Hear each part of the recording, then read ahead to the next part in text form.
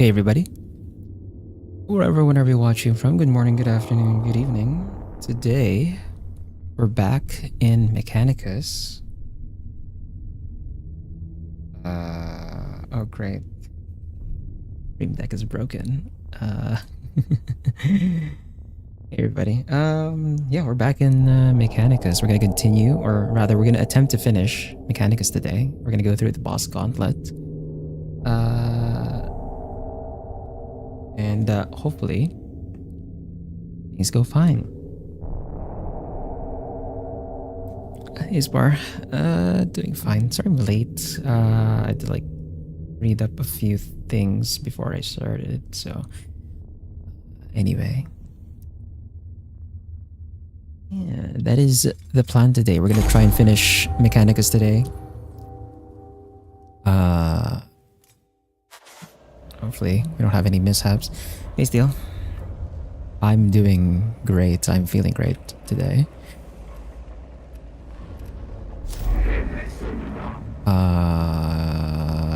Yeah, we're at 79% awakening. So I think I want to just go straight into the boss mission since we already have them all available right now. And let's see which ones we want to do first. So we get a level 1 Xenorite axe from the Corrupted King, doing this guy first. Not very rewarding. The Void Admiral gives us this Guitari Ranger Alpha level 2, which we haven't really used this Guitari Ranger Alpha that much because the Sicarian Rust Stalkers are just so good as melee troops. So I feel like doing that now that seems pointless. Although the Void Admiral and the Corrupted King are arguably like easier boss fights compared to the Royal Vizier and the Grand Architect. But the rewards for these two are the other troops that we're missing, so I kinda wanna do these first. A little better. That's good to hear, Spar. Hopefully you're on the way to a full recovery.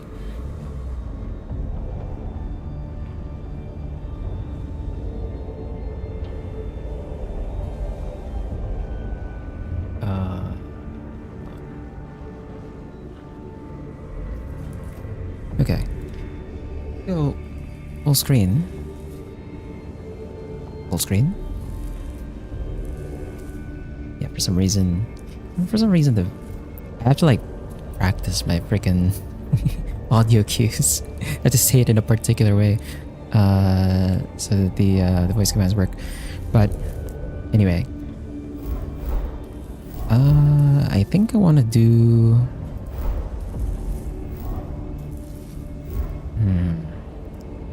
Let's get the Cataphren Battle Servitor first.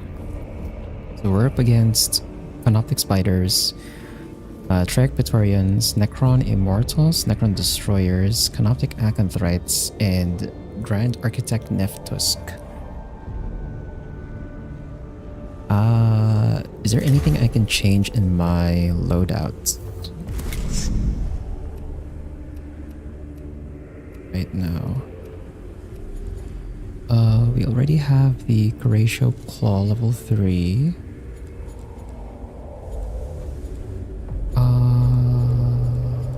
Is there anything here that I want to put in?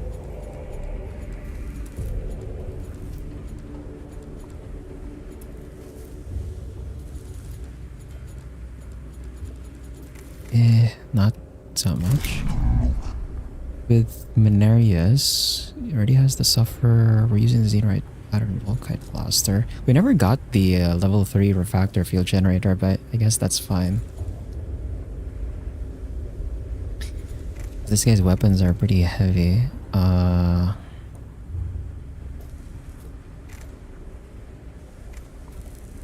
We have a bunch of heavy weapons we haven't wait yet. Was this one's 6 to 8 energy damage. The chains to 1 to 2.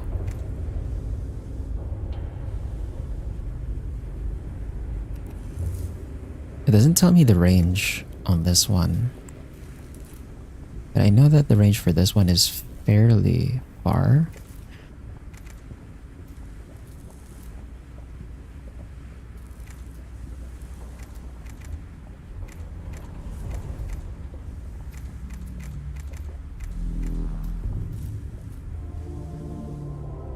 It's a straight line.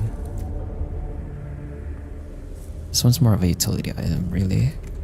So if I want to put a different weapon on, it's probably going to be the heavy grav cannon. We can cut... I can cut the refractor field generator at level 1. Replace the xenorite pattern volkite blaster with the heavy grav cannon.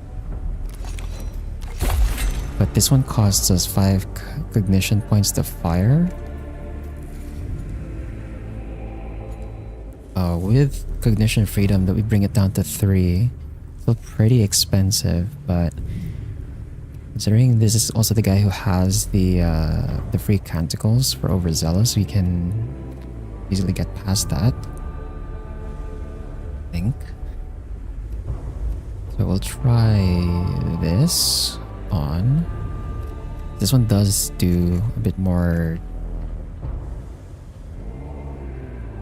damage.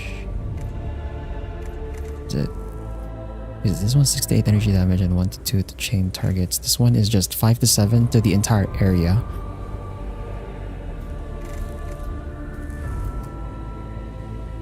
So it's actually slightly less damage. And there's no debuff. But it deals more damage overall to the entire area. We'll try that out. Then for my Secutor,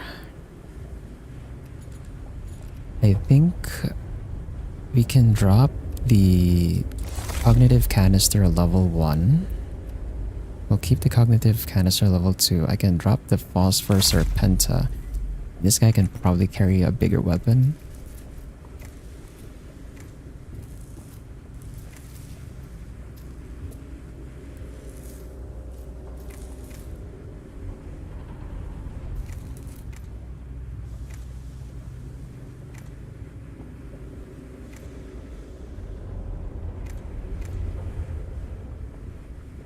Here the plasma culverin, I guess?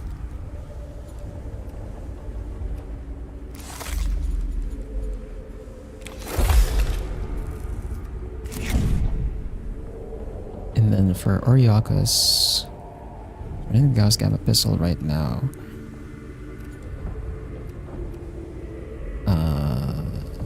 But he has to like wear or use the power axe.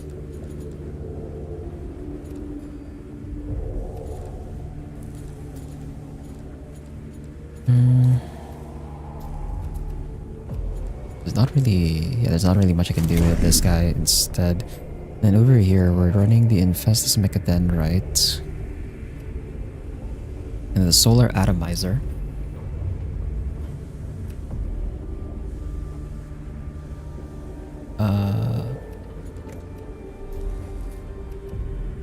Solar Atomizer. We're probably not replacing that because they're the one who takes full advantage of like the ranged weapons. Although I guess I could downgrade the Infestus Mechadendrite because I don't need... Yeah, literally the only use of the Infestus Mechadendrite is to do the knockback so that they can fire, get escape melee, right? So I can just drop the Infestus Mechadendrite level 3. We can have the level 1 instead. That gives us 2 slots for the augment because we can fit another gun on out here. So aside from the Solar Atomizer, we can give them the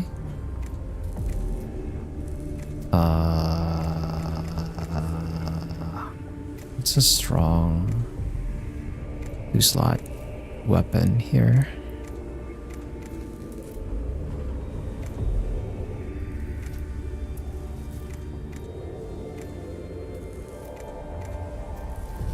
For bosses, or just general upgrade, because I'm gonna try to do all of the bosses today, so we're gonna try and get them out such that I can just deal as much damage as I possibly can. So you can get through them quickly.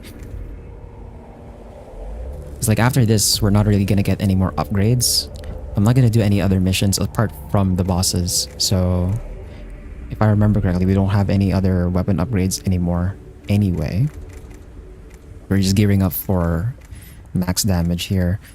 Looks like it's gonna be the Xenite pattern Volkite Blaster for top here. And we can go double weapon with this one because I upgraded them on the Dominus line for the full energy or full ranged build. Yeah, I think we're gonna try that. We're gonna see if like I can handle the commission cost, I guess. I'm thinking that maybe, yeah, we did end up having to drop the chest piece on this, on Oryakas to make space.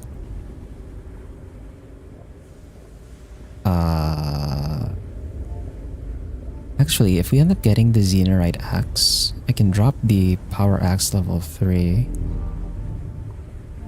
Well, I think that one does less damage. But the main idea would be like I have another melee weapon I can put in, and then we can add the torso back, and then we can replace the gun with something bigger. And then we just don't use the power axe, I guess. Yeah, to parry boss rush mode. Yes, boss rush mode. You have to parry at least once. We don't have parries in this game. I don't know how we would parry like a freaking... Because like the Necron weapons are like disintegrators. Whatever I use to attempt to parry their thing is just gonna disintegrate in my hands. No?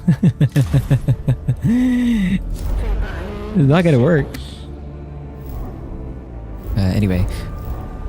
We're gonna do the Grand Architect first because we can use the Cataphrone battle servitors on the next fights to make it easier. But the troop type that I'm really waiting for is the Castellan robot because I remember these in the tabletop. These are beast units. We'll do this one first. I really haven't been using the Chanted Remorseless Fist and Shroud Psalm that much. We're gonna try and use that a bit more. Especially against the oh, we don't have Lich Guard here, but they're really useful against the Lich Guard because we can just burn all of their armor. Just grab another Necron and parry.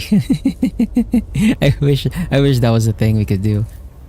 And then let's bring our... I think I want to try this guy actually, now that we have him level 3. The Skartari Vanguard Alpha level 3. If I am reading this correctly, this guy can stun units, doesn't prevent them from doing anything.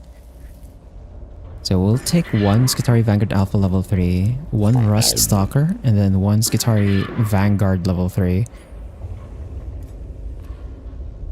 And let's go. Armored sarcophagus reported by Skitarii forward observation units. Potential high-value target location. Reference Tomb of Neftusk. Grand Architect of the Necrons. Our intelligence suggests he built the Tomb Valley. Surmise he built his own burial place within it. Automated defenses probable. Lord Neftusk combat capability unknown. Then assume it is high. Respect the capabilities of the quarry but not the quarry itself. Gather the horses and hounds. Commence the hunt. Here we go.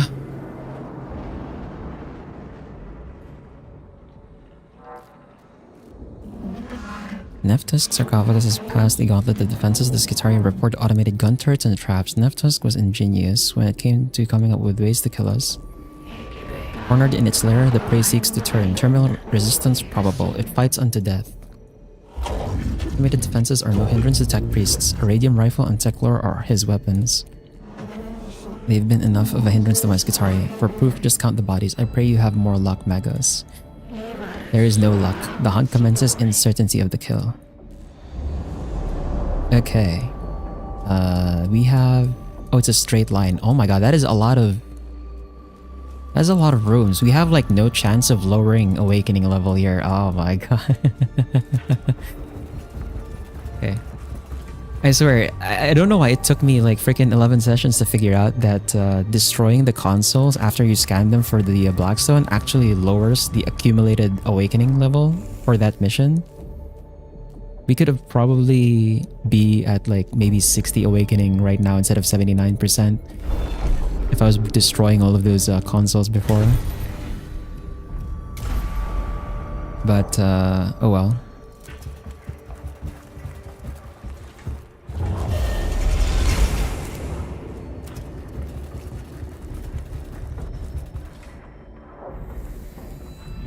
Looks like a sniping zone. Will be picked off one by one as we cross it.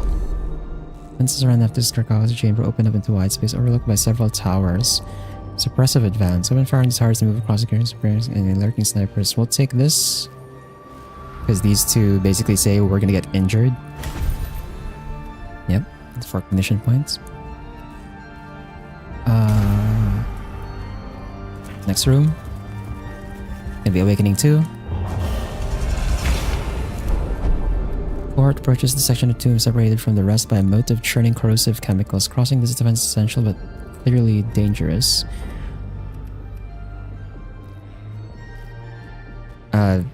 Blackstone option. No one's injured for that one. And this is... so these two and then this one. Ultimate turrets cover the approaches in section ahead. Technological superiority. I really don't want to take an option that would injure our troops. That's gonna slow us down. Narrow slab, low wall, runs much length chamber. 12 tiny statues of various necron constructs are standing on the slab as if being displayed. Each of the small icons is cast in a different alloy, each giving each a different finish and appearance. Their purpose can only be guessed at.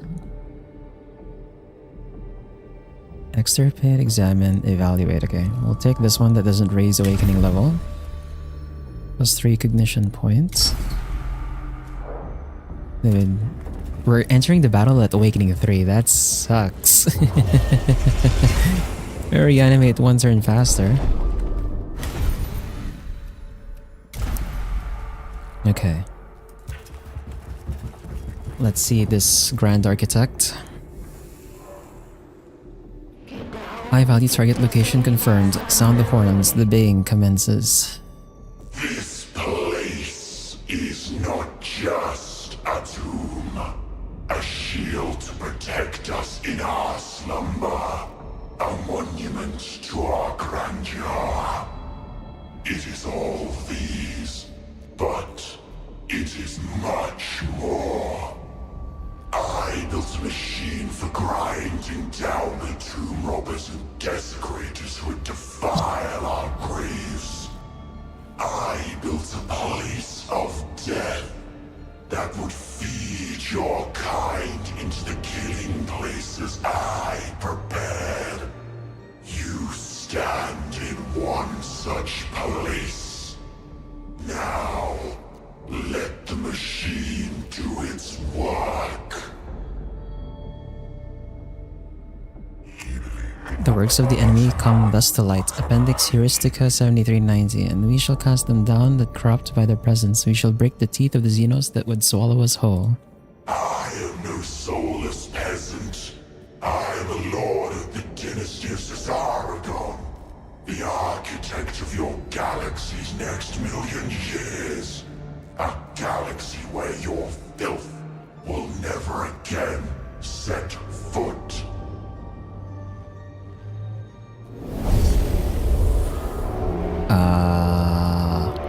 It lies a structure like a miniature fortress. Its battlements band with legions of sculpted Necron warriors. Painful green light bleeds from its gateways and murder holes. A pair of doors in front of the structure shudder and pulse with energy as the being inside runs through the final moments of the tomb's reanimation protocols. Say the incantation blessing of the works of war to lend down his might to the court's weapons. To shield the body against attack. Resolve against mental attack.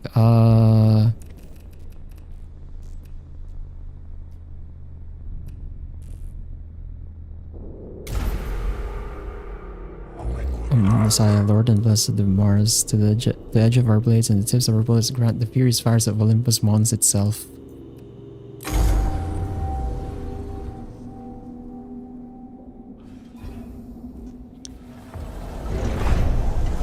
There were no VAR guards, so we shouldn't have any teleport shenanigans this time around.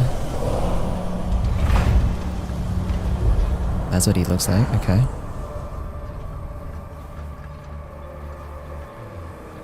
We'll just have 200 HP. No, bro!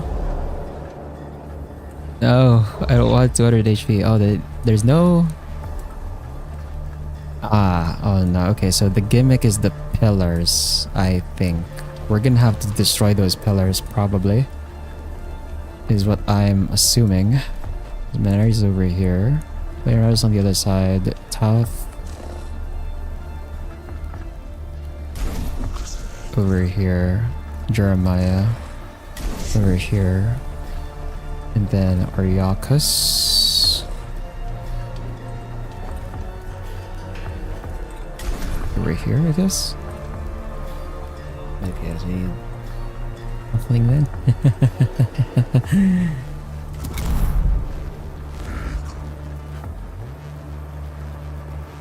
Yeah, I have a feeling we have to deal with the pillars first before we deal with them.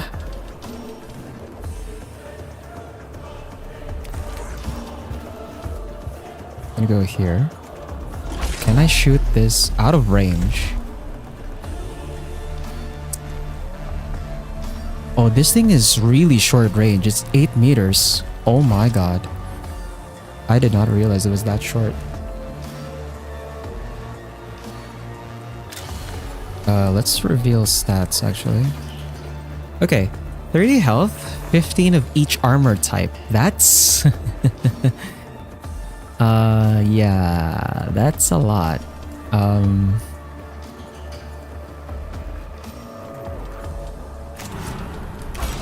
activate this.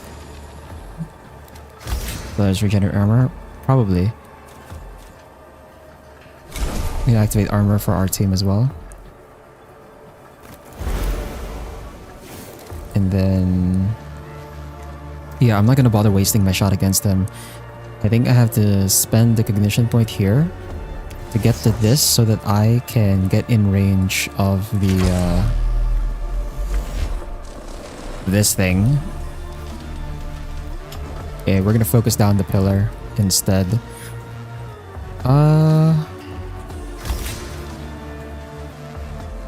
And I guess I'll activate... we'll activate Shroud Psalm, so the next attack will break 6 energy armor.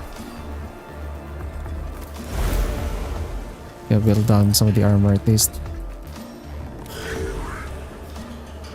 And then over here, we have Leonardus.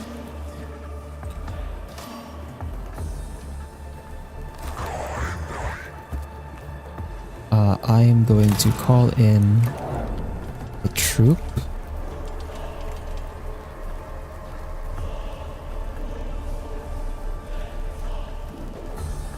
We could call in a... yeah, we could call in the Vanguard Alpha and keep this guy stunned. I'm hoping they're not immune to this. We can call this guy for now. And then I'm gonna give him the Servo Skull buff.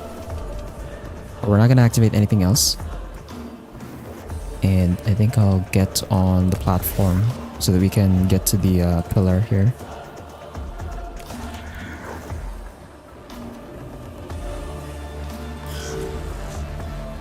And then for Tauth,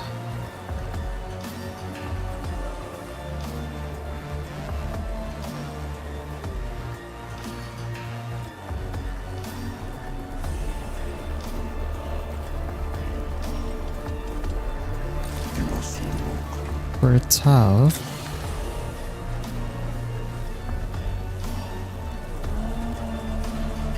guess we'll do this.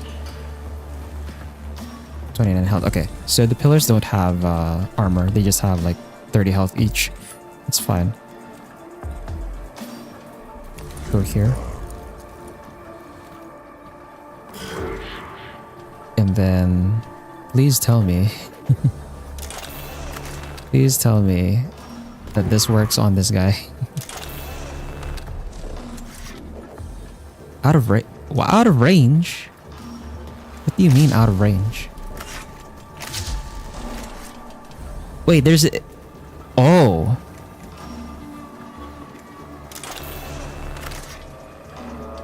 This is impassable.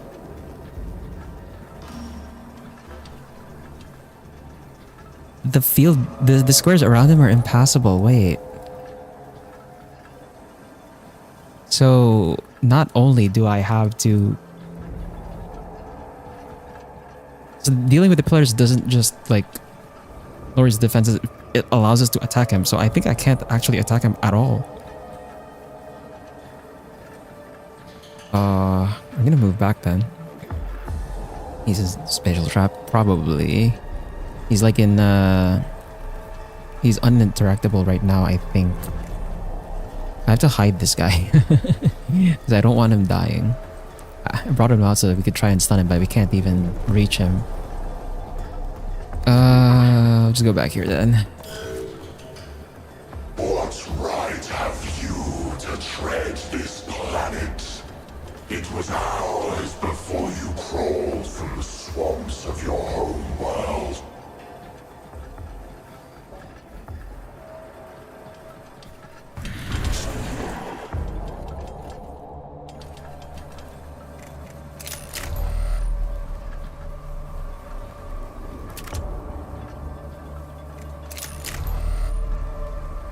Well, we can shred the armor at least with this free hit, I guess. Shreds the armor. It does damage, I guess, because that one's a free hit, but that's about as much as I can really do this turn. I guess I might as well reveal the stats on this pillar here.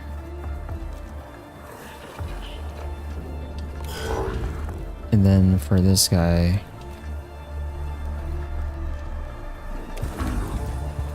I have to go here. Grab the 2 cognition points here. Then we'll use the scanner. And then I'm going to fire, ignoring armor.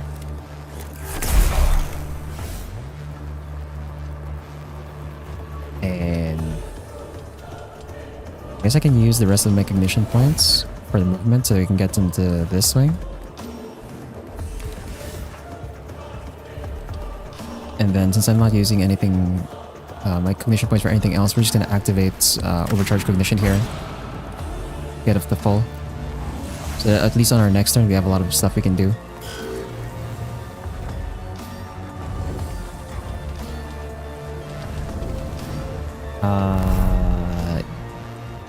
Is streamer bot not? Okay, hold on. I think streamer bot is not working with the YouTube side again. It seems like. Hold on.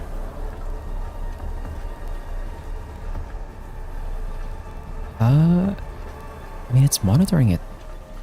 It says it's monitoring it. Why is it not?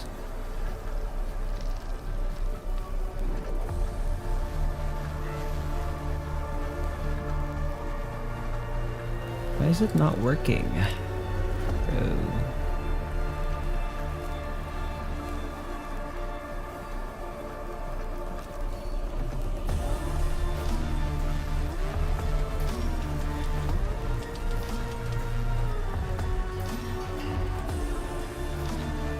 That's weird.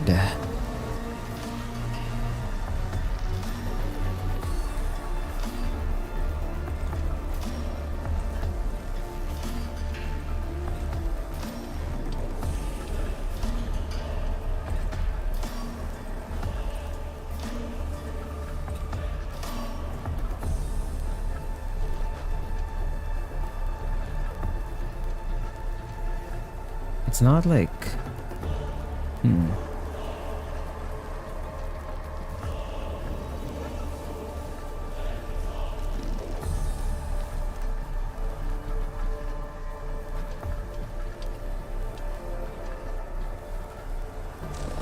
Okay, well... I don't know what the actual problem is, but for some reason the chat window is like not showing YouTube's side of chat properly. Even though it seems like there's actually nothing wrong. I don't know what's up with that. Anyway, I'm not gonna call in reinforcements here. We're gonna start dealing damage to this thing.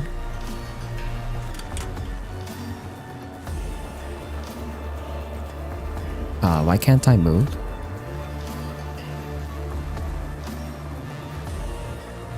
Did I kick today? No. I don't want to stream to like another platform. I don't want to try stream. Why can't my guy move? Excuse me? My guy can't move. I'm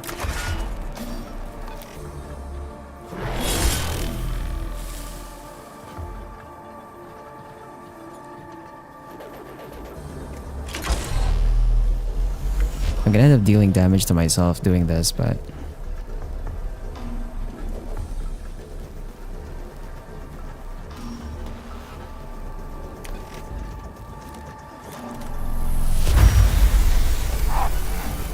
Great, I crit myself for 7 damage, wow.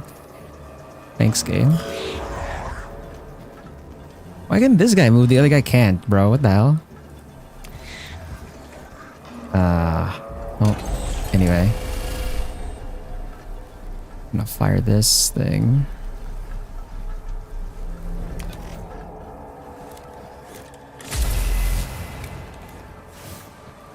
And we're out of cognition points already.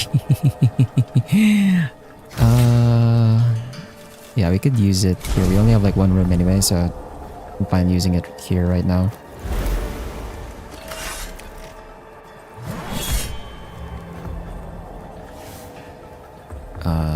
And then I guess we just end turn here in Tauth.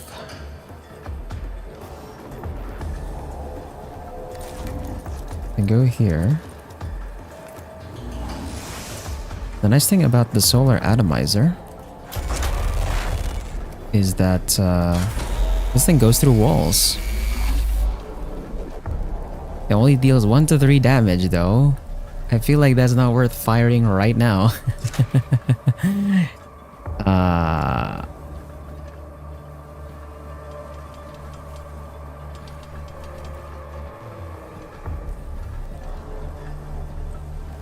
Unless... I guess we activate Shroud Psalm again.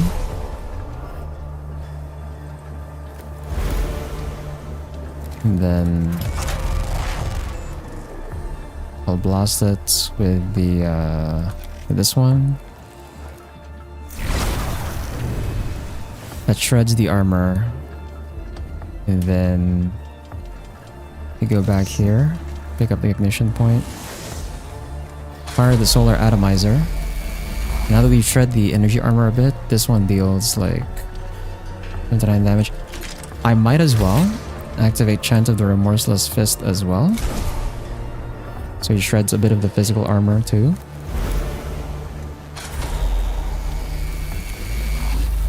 Because once we break through, we're gonna start mailing this guy down as well.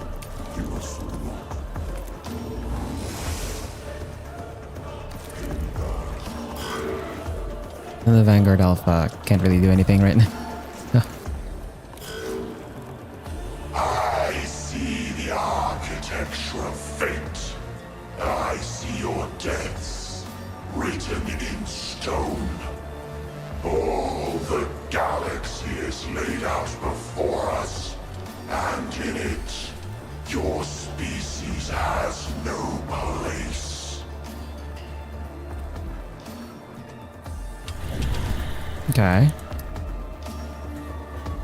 I guess I just keep blasting this guy with the ignore armor. chipping away 2 damage at a time. Then I need to heal this guy over here. Because he's getting blasted by his own weapon. And over here, let's move this way.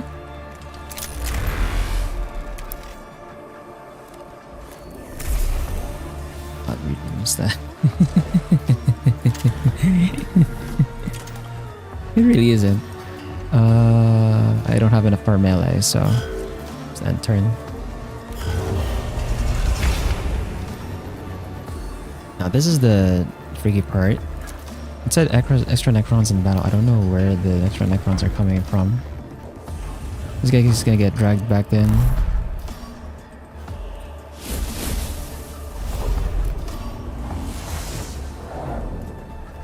I'm gonna call it reinforcements. We need the cognition points. This guy.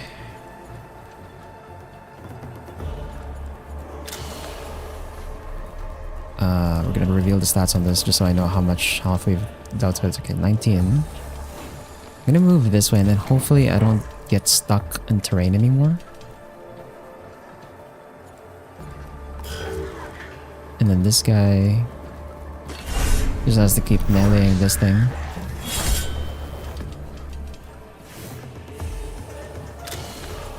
Already know the stats on that.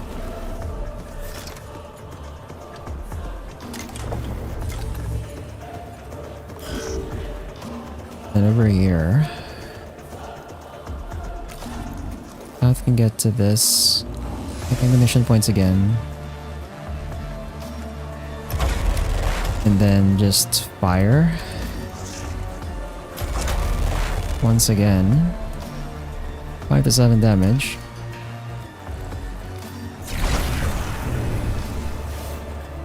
Then you just go back. And I guess use the servo skull to deal the 1 damage. We brought it down to 2.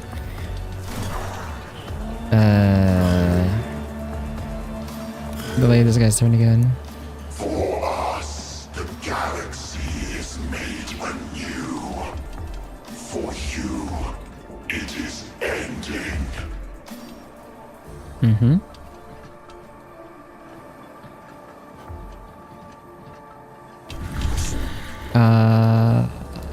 If we high roll, I think this guy's just dead, is he not?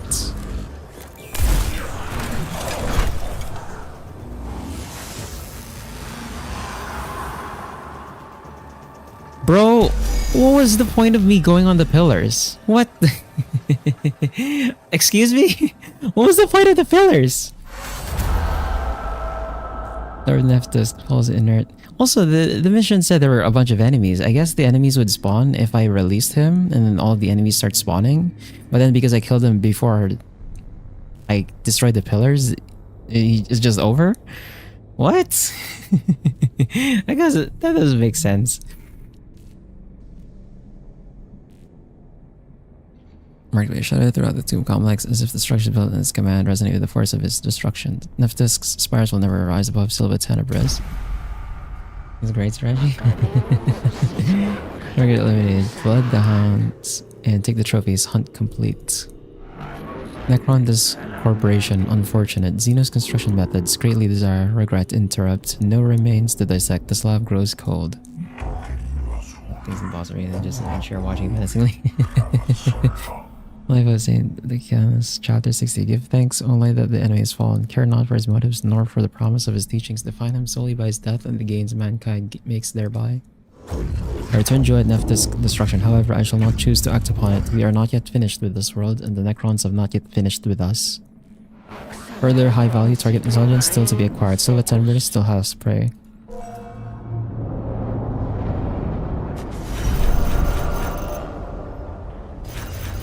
The damage I've suffered is literally only from himself, because he was like in range for the weapon, but we're up to 82% or 83% awakening. We have the Cataphron Battle Servitors now. And you can go ahead and see what they look like over here. What do they do? 12 HP, 1 energy armor. Single target ranged attack. Upon hitting target, turns into a circle area attack that passes through units and walls. Deals 5 to 10 energy damage to target. That's actually a chunky bit of damage for a troops unit. Yeah, all of them don't deal as much damage in like one hit. Wow. We're definitely bringing that one to the next mission. Okay. Next boss, we're gonna do the Royal Vizier. So we can get the Castellan robots. We're up against Necron Varguards, Trick Praetorians, Cryptex, Lichguard, Destroyers, and Melob. Okay. So we're up against Lichguard this time. We probably... yeah, these are mostly melee apart from the Necron Destroyer. Do these occupy... oh my god, they occupy one slot.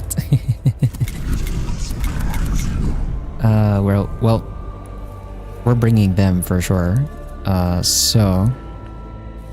we're gonna try the Skitarii Vanguard Alpha again, level 3. And then the Rust Stalker. And then... yeah, because the Vanguard only does 4 to 6 damage. They do have... actually, they do have 46 physical damage and then 2 extra damage that ignores armor. And they have a base crit chance on top of that, and they can attack twice. The Battle Servitor just deals 5 to 10 damage. I have to high roll to get the same amount of damage. Even with the ×2, that only brings it up to... oh, well, actually, no. With the ×2, that brings it up to a potential of 16 damage total that I can split. Maybe we don't bring the Vanguard Alpha. Maybe we bring the Rust Stalker, the Vanguard, and the Cataphront Battle Servitor instead. Team of Malib's Skitarii Intelligence Report analyzed. Sarcophagus location logged. Confirmed probability high value target present. Lord Melob, the Royal Vizier. Our analysis suggests he is a Cryptech, a Necron keeper of arcane technologies, a particularly offensive creature to the Creed Mechanicus. Target solution complicated by imponderables of Xenos technology. Nothing that will hold you back, Prime Hermeticon. Supposition accurate. Flight the arrows and string the bows. The hunt is on.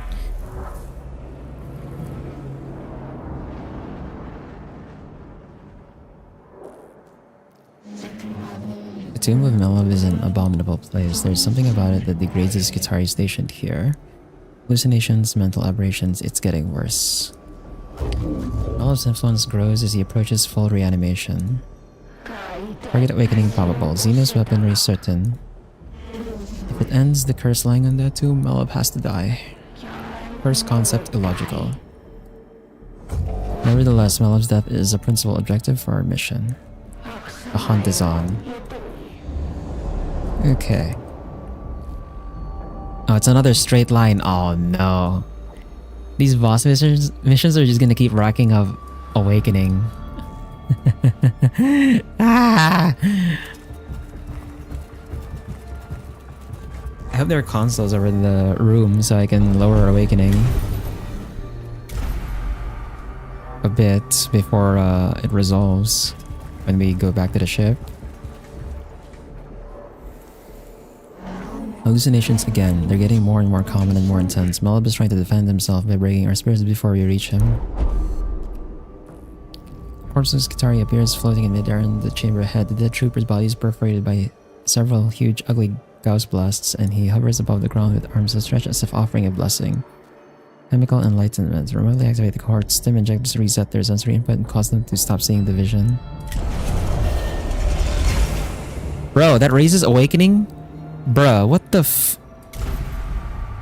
Dude. Is it because it's Melob's tomb that the options are lying? Situational analysis, 94.2% chance hallucination. Necron mind altering technology probable. Fascination intensifies. Is it specifically on the Tomb of Melob where these guesses or these like potential rewards are just lying all the time. I never took note of that when we did other Melab missions.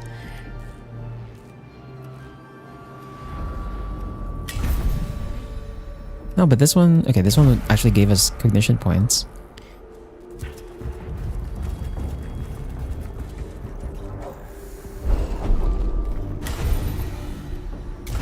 Okay, more cognition points.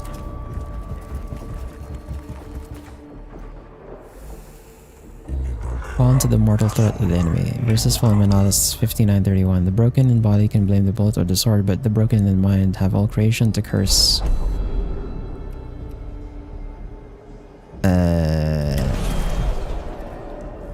I'd rather take the initiative hit than the potential of awakening over in the other two options.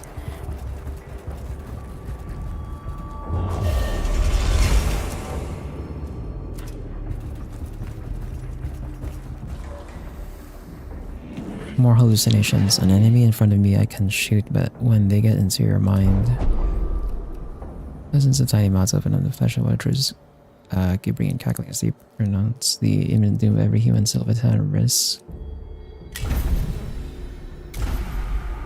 Okay. Well, we're entering the room at Awakening 4. That sucks.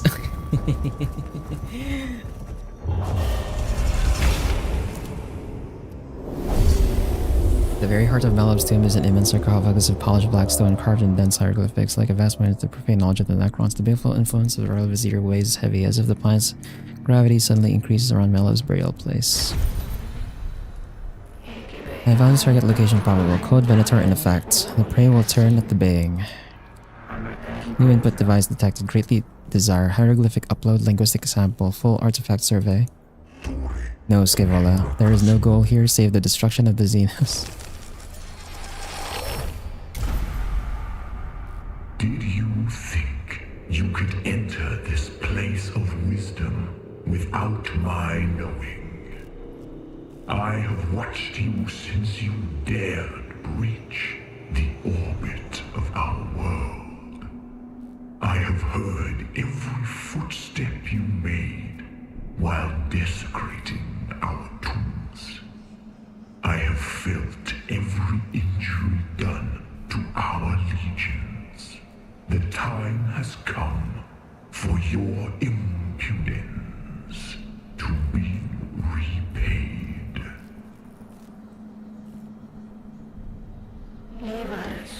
I've already target confirmed. Let's slip the hounds of logic.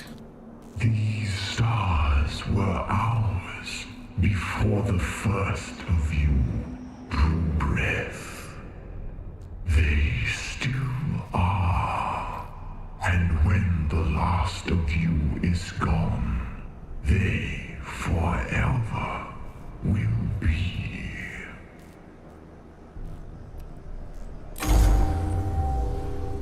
Okay.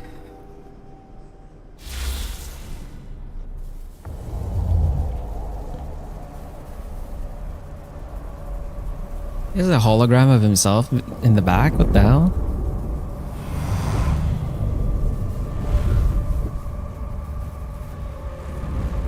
Oh god, the walls. This is gonna take a while.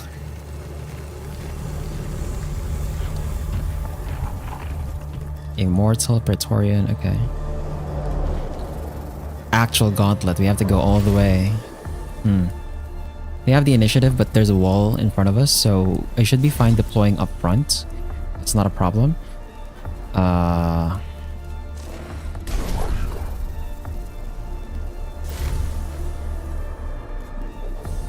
South is here, that's fine.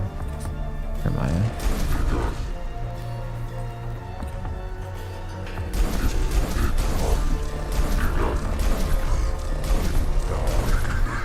Yeah.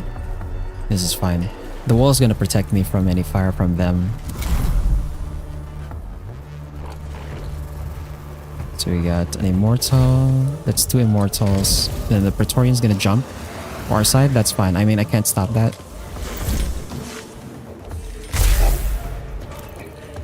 But these ones don't do that much damage. The melee ones are the scary ones. Your manner of warfare is in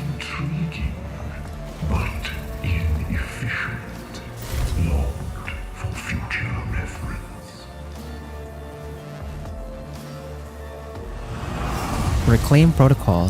What the? Huh? He drains bro. Bro. You're kidding me. He drains cognition points? That's actually messed up. What the fuck? He drains cognition points. God damn. Okay.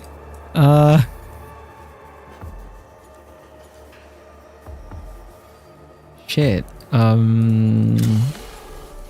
gonna grab the grab this.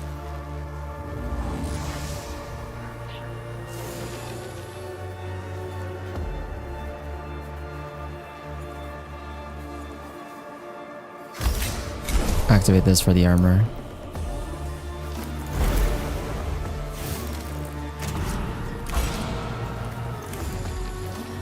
I have to do this so that I can melee this guy for free.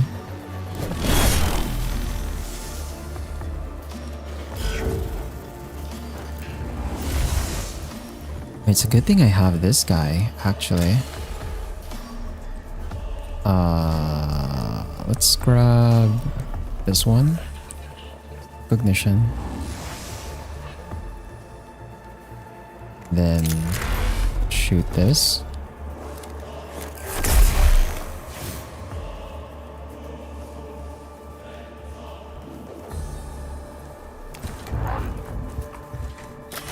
Hit melee.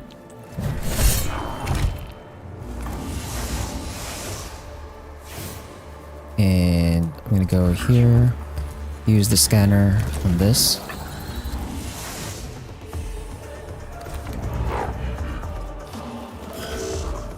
And then for Tauth, I can actually do a straight line shot and hit both of the immortals. I just have to grab one more cognition point here. Yeah. I'll have to grab cognition point. I will miss out on the 1 damage from the servo skull, but that's fine. And then we'll fire the solar atomizer through the wall.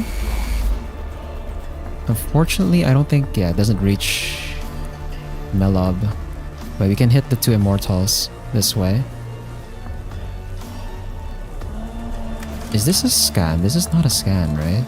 Yeah, this is like a non-interactable object. Maybe this one. So we just fire here. Solar atomizer. Just because there's a wall in front of us does not mean we don't have damage. And then we'll end turn. As we just shoot this, finish it off.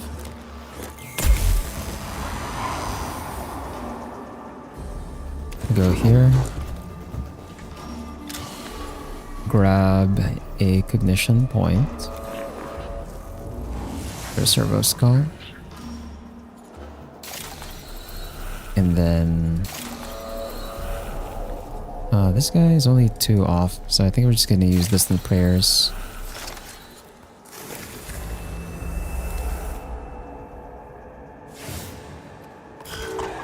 Then Leonardus is gonna get up to the front here. And we'll use the servo skull for the last cognition point. And I'm gonna immediately use that. So that we can call in reinforcements.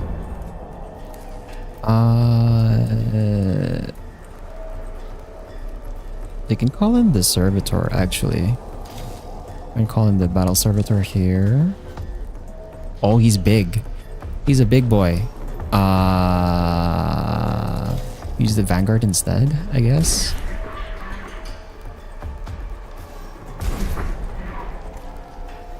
I didn't realize the Cataphren servitor is a big boy. We probably want to call the servitor once we're here in Melob's room.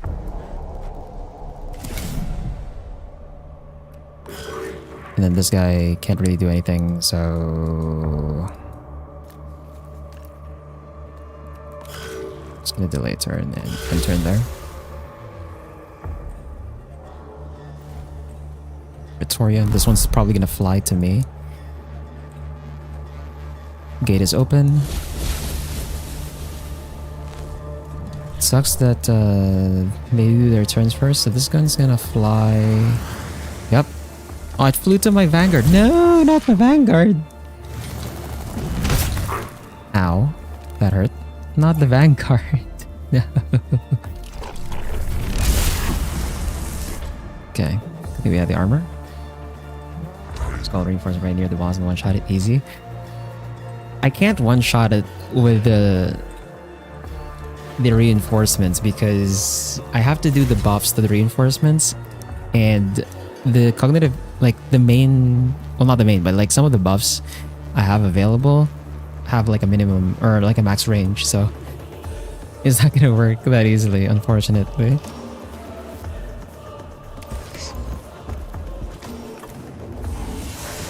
Grab this and then let's activate Overzealous so we can get blessings of the Omnissiah.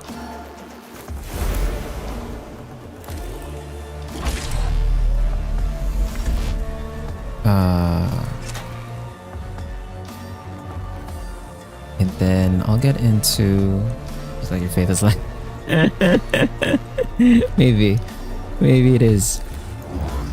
Go over here. Crack a melee hit on this thing. We don't have that much health since it ate a solar atomizer shot. We'll activate the bubble. And then over here, for this guy, we'll shoot this. And then I'll get in here.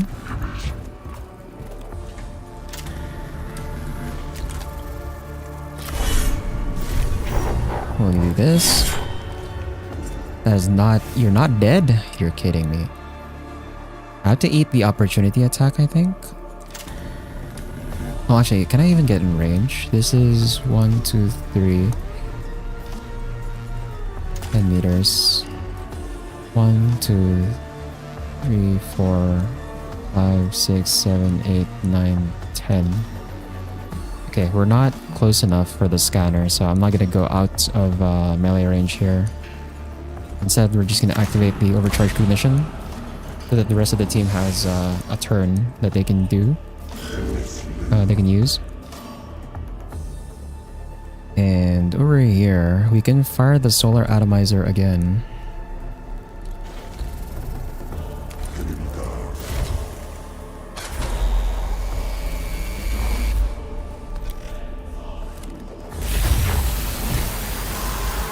We actually killed the other one behind the wall, so that's nice. And I'm just gonna use the Infestus on this,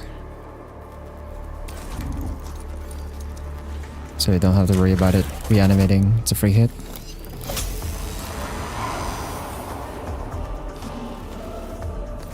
Go here.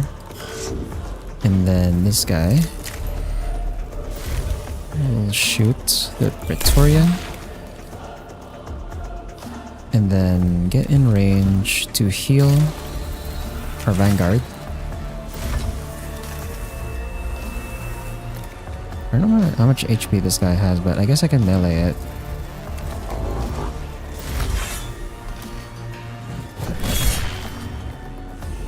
And then I'm pretty sure this guy doesn't have opportunity attack, so we'll just go into the next part of the corridor. Then my guy over here. And hit this in melee. Are you not dead yet? Then give the canister buff to the Vanguard. Get into the next part of the hallway. And I guess I should just use this anyway so that the Melab doesn't get access to my cognition points again.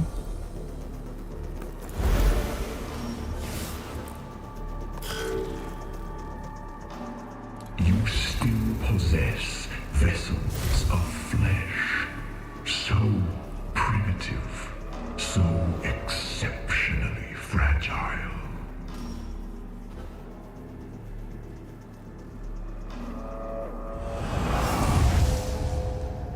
Yeah, so he's just gonna keep stealing that every turn, huh? So, thankfully this one does not have opportunity attack, so he can just shoot for free here. Nice, that was a crit. I don't have to do my second shot. So let's just go here. Should still be in the bubble.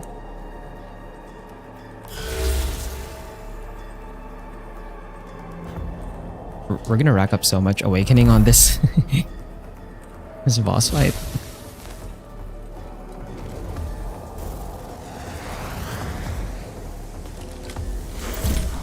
Okay, we're in the bubble, so we should be fine. Nice, damage absorbed. Yep. Okay. Then Mechanicus. Let's grab cognition points here again.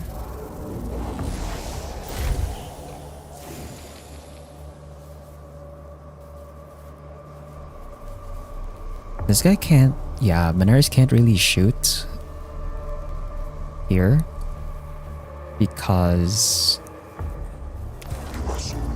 Can't really shoot here because we're too packed in together. We're just gonna have to go into melee. And then this guy can grab these 2 cognition points here. And then we'll use the scanner for this one.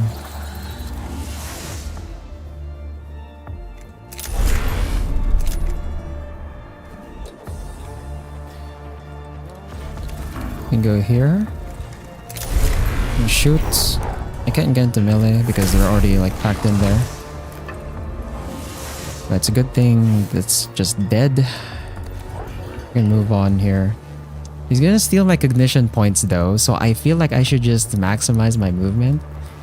At this point, yeah, we should just max out our movement probably.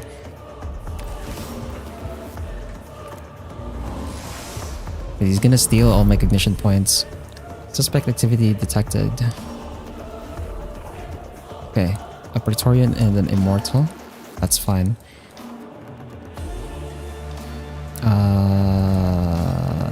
I'm gonna reserve the rest of my movement for, or my rest of my cognition points for everyone else.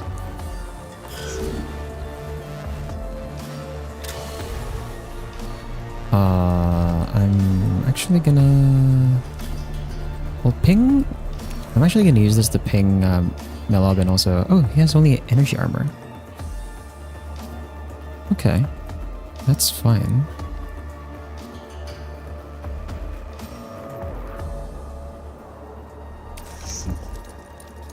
My solar atomizer can reach one of these 2.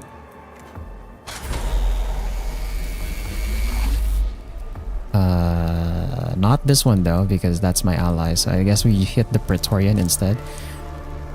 We're still too far for Melob himself, so... Another solar atomizer shot over here.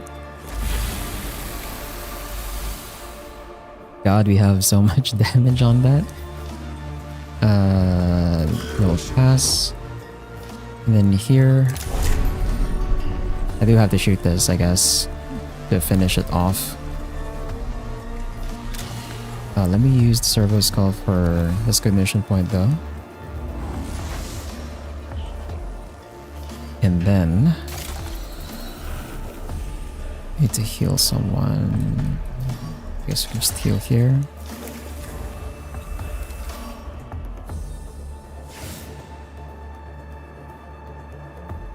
No, I can't. I don't have enough movement to get to the other side.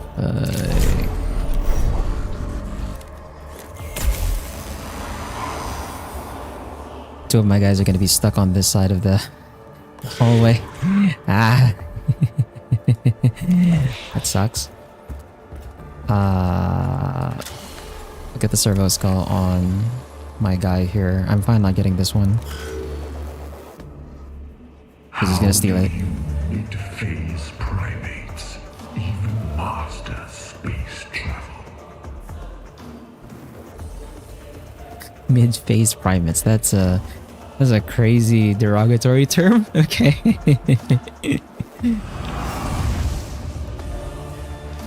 Oh, he's starting to move.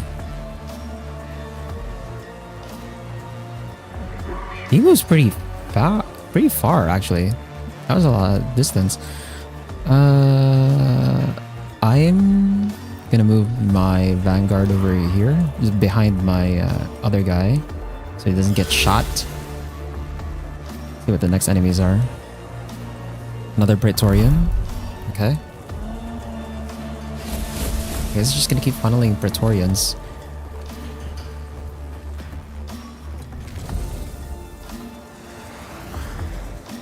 Could write that insult down. Mid-phase primate.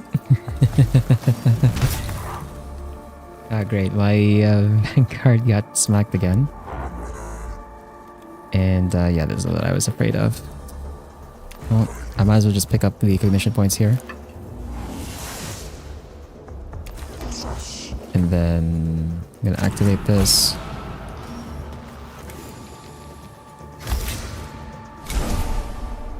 Get the blessing for the armor.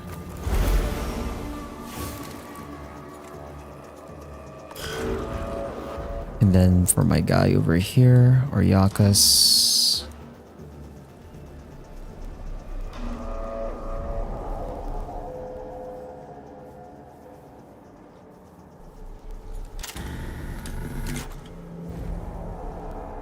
If I move here, I should be in range. Yep, for that one. Get that. And I can shoot at the Praetorian. Oh, he's dead. Nice. He's actually dead. I guess I should just leave it to the other...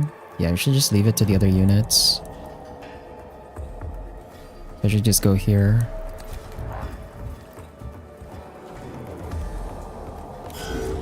And then...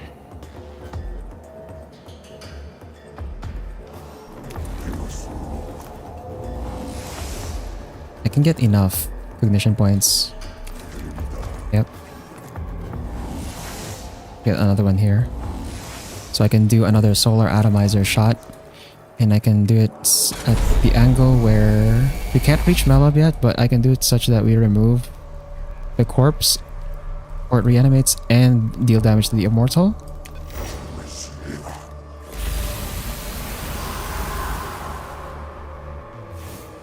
Yep. There you go.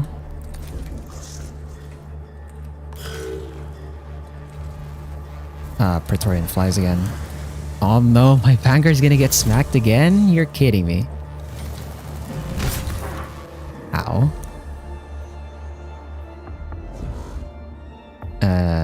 Jeremiah can't do much here. Yeah, can't do much here. Leonardus also can't really do much here either.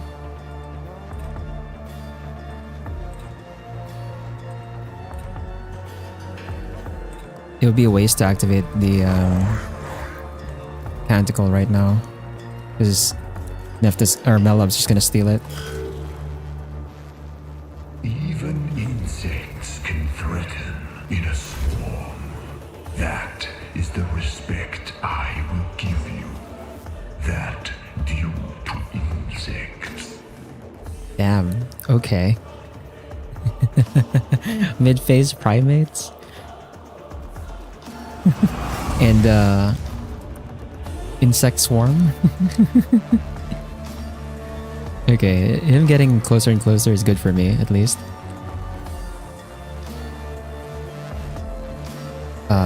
Let's go here.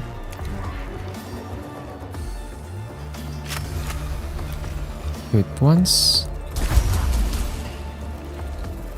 He's not dead yet. Machine Spirit empowered shot. Now he's dead. Tyranids threat begs to differ.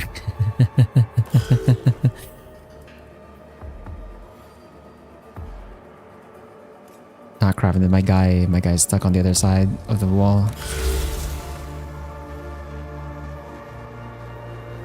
Right, another Praetorian.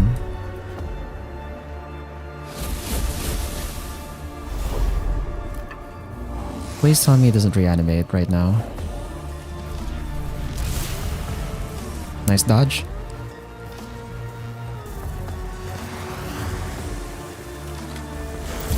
Oh, he went for Mechanicus. Okay. Damage absorbed. Good thing he has like a chunky bit of armor.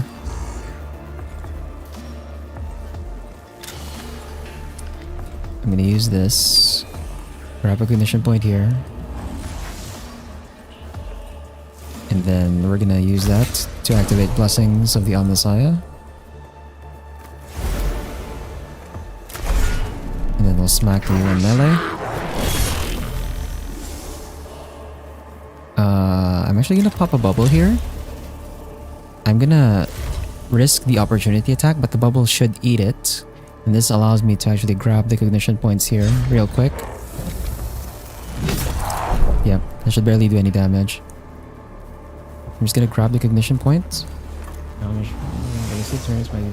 in the universe. Yeah, because the thing about the Tyranids is that they are showing up on every side of the galaxy. So supposedly,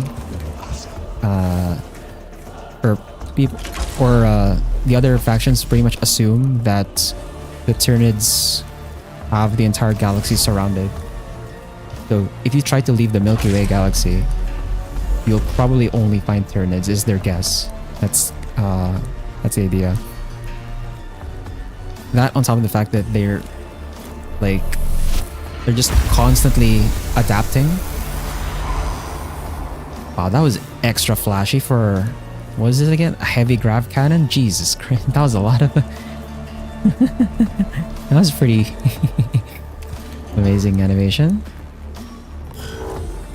But yeah, the speculation is that the Tyranids surround the entire galaxy, right? Like everyone is just surrounded. So even like whoever, out of all of the factions in the Milky Way galaxy, whoever wins, assuming there's even like a winner, they're just gonna end up having to fight the Tyranids if they want to try and like get any further from, or like if they ever want to try and consolidate their gains in the Milky Way, they're just gonna be overrun, basically.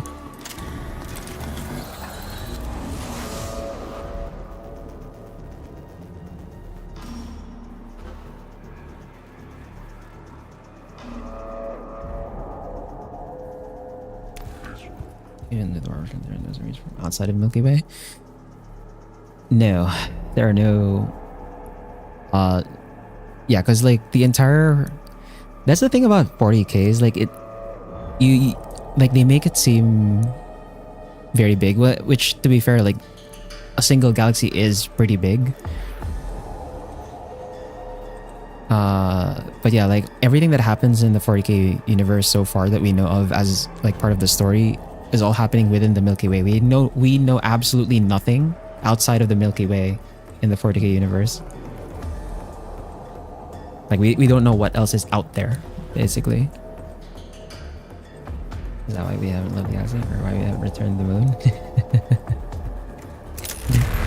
I guess.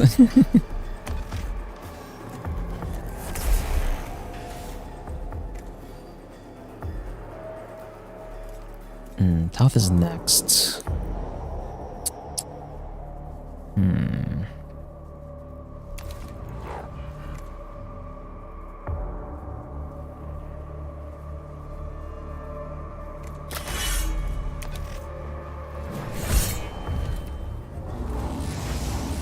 Oh, it actually gives me enough cognition points. Okay, nice. Then we can move out of the way because we have Tauth next. And Tauth is gonna solar atomizer the crap out of Melob here. Let's get in range here.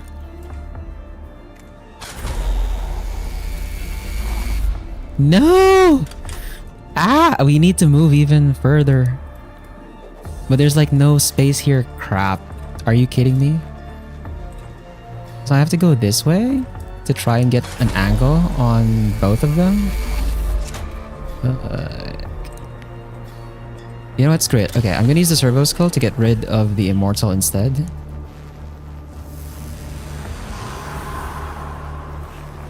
And then let's just Solar Atomizer Melub in the face. Before we do that though, I'm gonna use Shroud Song so that the attack breaks his armor.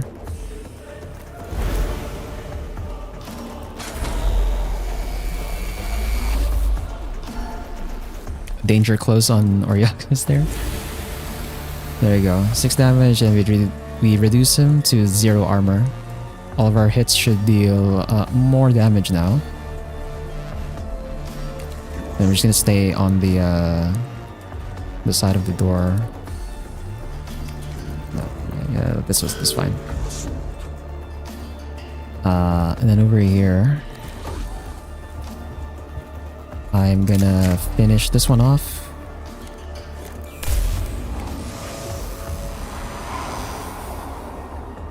Then let's grab a recognition point here. We have Leonardus and then the Vanguard. Leonardus has to heal the Vanguard though. I think we're gonna have to use the Benediction, because that's a bit too much HP. We heal troops like that. And then I think Leonardus can call in reinforcements now. So we can call in, now is the time for us to call the reinforcements on Melub. So I'm gonna go here. And then let's call in our reinforcements. I call in the Cataphon Servitor against him right now. He has melee, so maybe it might be better to have the Rust Stalker actually. So we'll call in the Rust Stalker on his back. Engineering challenges are insane. Yeah, I mean, the engineering challenges of like sending anything to space is already insane as it is, right?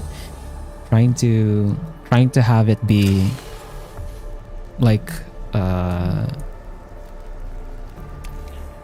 be able to move in space, like actually move and not just float in space, is adding more difficulty to the challenge, right?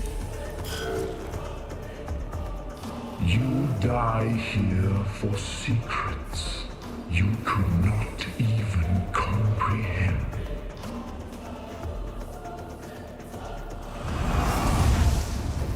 Is he gonna attack the Rust Stalker? No, he doesn't do that much damage actually. 3 damage is fine. Yeah, my Rust Stalker is gonna do so much damage then. The Vanguard. Where are they gonna get up here? Start blasting Melub from the back. Ooh, nice crit. And then we're gonna stay behind Oriakus so that you don't get shot. And then the Rust Stalker, we're just gonna keep wailing on this guy. 6 damage, there we go. Necrons reanimate 1 turn faster, but we made sure to kill all of them.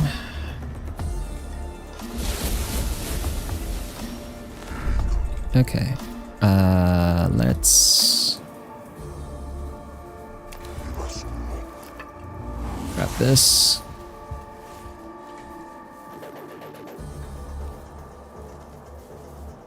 I think I'm actually gonna go all the way here and grab these 2 as well. I'm gonna spend the 1 to get the 2. Because we're wasting too much time trying to just get everyone on the freaking board here.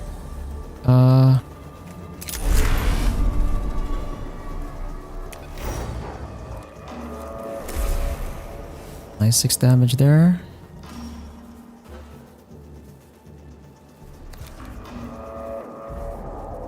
Please tell me the scanner is in range. Thank God the scanner is in range for that. Okay.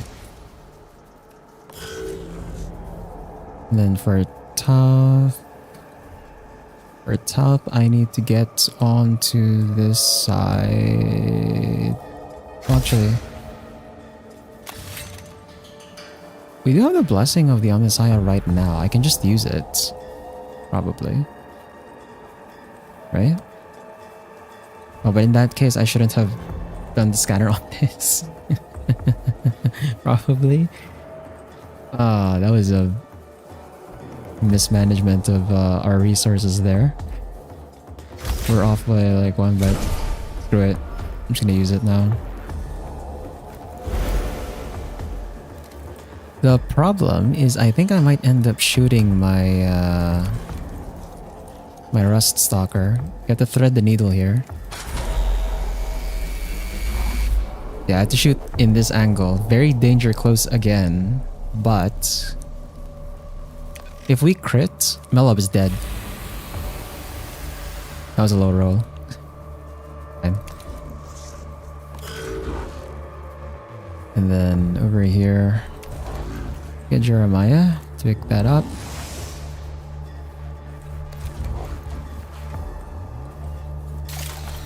Then we can heal the Rust Stalker.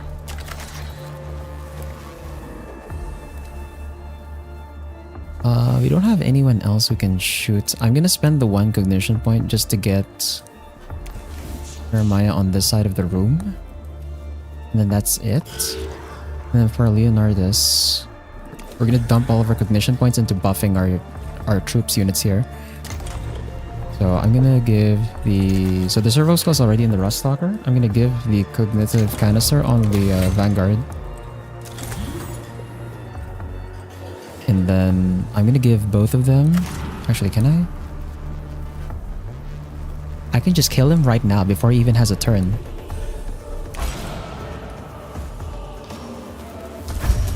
Nice. Defeat Melob. Okay. That was an Origins joke that lost all of your cog points to mine Bitcoin. Mindless tragedy, infinite shame. All I have collected in the hands of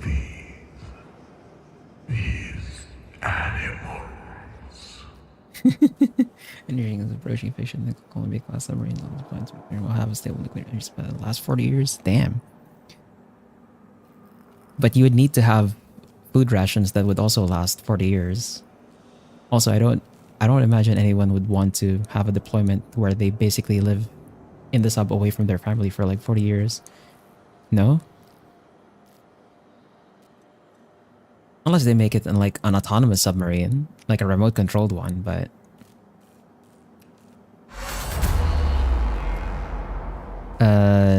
no text.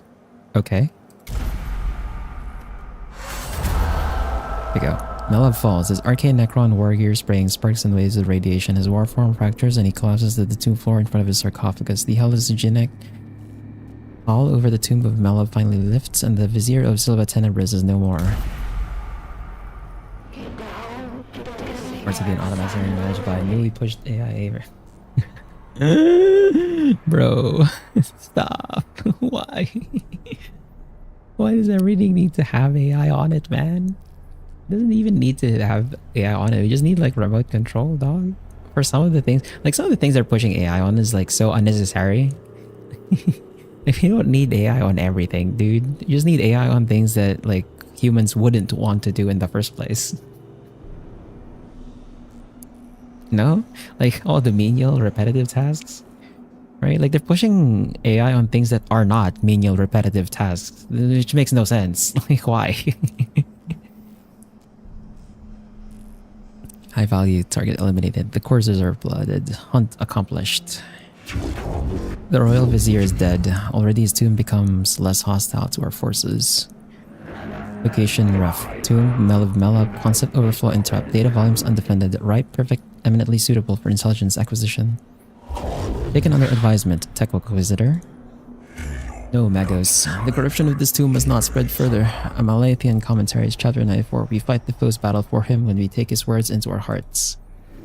Logic dictates consolidation of our victories and a strengthening of the Skitarii hold at the tomb of Melob. Other considerations are secondary. Caprics continue gathering intelligence on high-value targets. Melob was not the last. The quarry has fallen. The hounds are at rest. There will come another hunt. We didn't get to try the Cataphren battle servitor, unfortunately. I wasn't sure if there's gonna be time for it. But I guess, in hindsight, considering that was how the fight played out, I should have maybe spawned the Cataphren literally on Melob's door. Or like, literally in front of Melob and then have it like kite Melob around, I guess. But it's too late for that now. We're up to 88% awakening. And we have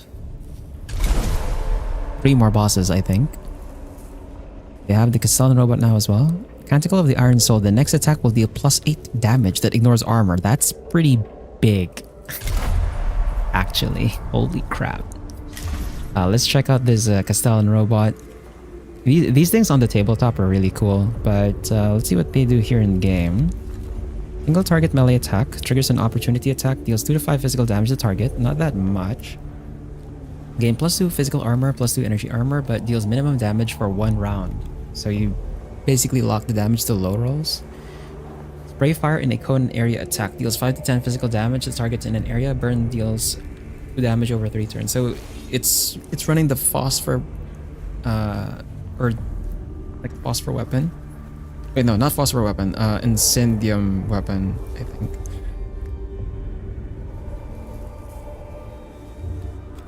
I forgot what they call the they have a specific name for the flamethrowers, or the flamethrower type weapons they have. I forgot what it's like actually called. But this is basically the closest thing we have to like a full-on tank, I guess. The servitor level 3 and level 2 kind of act like a tank, but they're not very effective tanks. At most they're gonna hold like 1 enemy for like a turn and then they just die. These things probably can hold on to like, or like keep a bunch of enemies like occupied. Oh, that's pretty cool. They're definitely, we probably should have had them for like fighting Lichguard. Anyway, we've got Agrolek next and Ubjao. Yeah, the Xenorite axe doesn't do that much damage, but we'll make space for our other guy. Hold on, let me just check. Let me just check something here.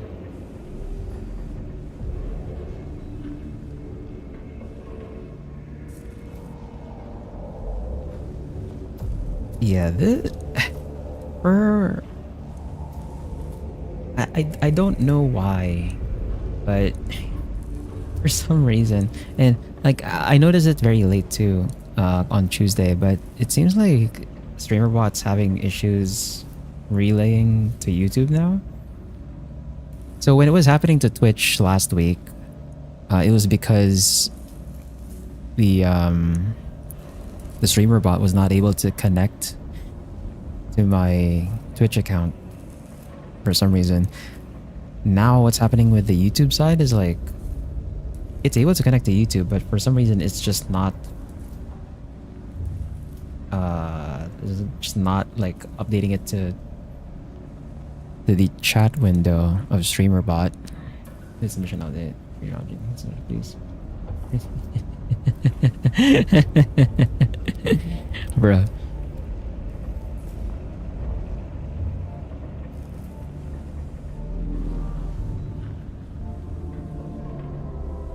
Yeah, it's saying it's monitoring it. I don't know why it's not like working properly. Oh well.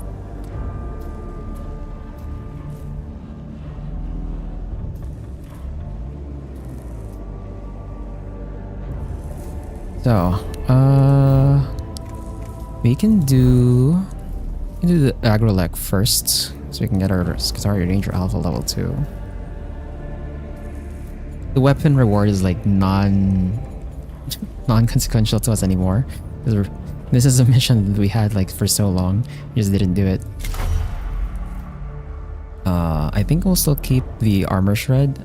As much as I would like to try like the plus, how much damage was that? Plus 8 damage? That's like 8 damage for 1 attack. I feel it's more useful to just shred the armor permanently so that all of our attacks deal their full damage anyway. They'll probably keep Shroud Psalm and Channel Remorseless Fist, and we still have to keep Blessings of the Omnicide because that's just like our best way of maintaining resources so we can have actions for the turn. Holy crap, this thing is expensive to deploy. 5 cognition points to deploy a Castellan robot? What the hell? That's expensive. Get the full team on. And then let's have the Rust Stalker. And then... yeah, I guess we just bring the Battle Servitor and the Castellan robot, I guess. I do want to try them out. Confirm location of Lord Agralex. Guitari intelligence recovered partial pick grabs of target construct form. Our research suggests Agralex was the lord of the Necron fleets. His purpose in the Awakening is so the Tenebris will be clear, to harm their war fleets and expanding this pocket of Necron domination. Outcome unacceptable. Solution incontrovertible. I concur, Prime Hermeticon. He has bested us once before, not again. We must destroy him. Dispatch the falconers and muster the hounds. The hunt commences.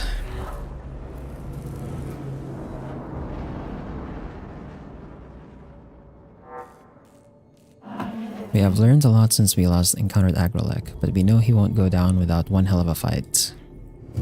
A challenge calculated to be worth the risks and resources of Domina. Oh, I agree. Agralek is a worthwhile target. I just wouldn't put credits on too many men coming back from the attempts. Expenditure of personnel and material calculated as justifiable. I'll pass that on to the men and women risking their lives. They shall rally to the hunting horn and the call to the assembly. The chase begins. Make ready for the unmaking of Agralek.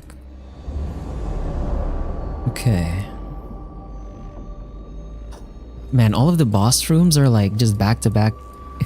We have like no opportunities to lower the accumulated awakening level.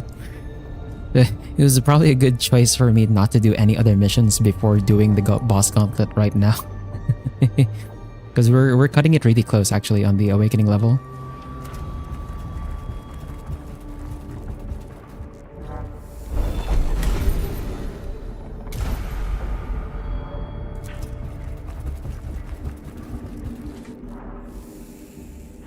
These are troopers from 7th Hexadecimal Cohort Manipul Gamma. They went quiet 59 minutes ago. Handful of bodies lie on the chamber ahead. Evidently Skitari who were caught in a furious volley of Gauss fire. Waste not, want not. Check the bodies to reach roll and salvage. Oh my god. Game is lying to me again. Freaking Awakening 1 already. Ah! The game keeps lying to me with this. Okay. So we know that that is like not limited to Melob. It just happens. And there's like no indicator for me to know like which one is like bullshit and which one's not. Protagonist of Agralek's tomb is complete in his benighted region. Not only is there a total absence of light, but fluctuating red levels are interfering with the cohort's optical augmentations. Even the team's own light sources do not penetrate the unnatural gloom. They must traverse the next area blind.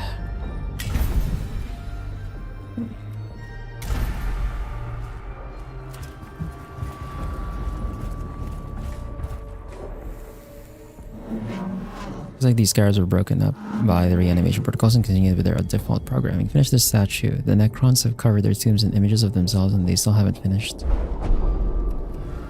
Here appears to be a workshop. Large slab of gleaming metal has been partially carved into a statue of a glowing Necron, perhaps Lord Agralek. Several scarab constructs are scurrying across the slab, chewing away the material as they continue the process of creating the statue. Cast down idols.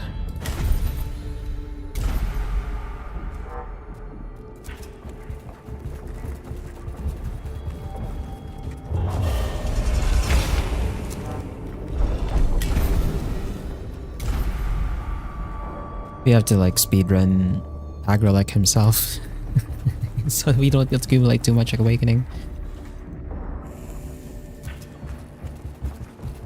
We're entering the fight at Awakening 4, man. It's so it's screwed. This appears to be a basic linear alpha script, the simplest of the Necron languages, relatively speaking of course, but it is known from several exemplars. I should be able to translate some of it if you can get me decent pick grabs.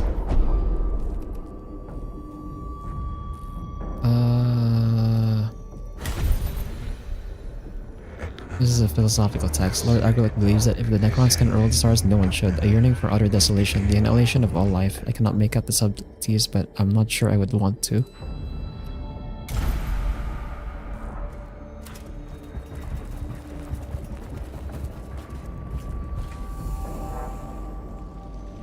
Location confirmed. Energy readings spiking. Code Venator in full effect.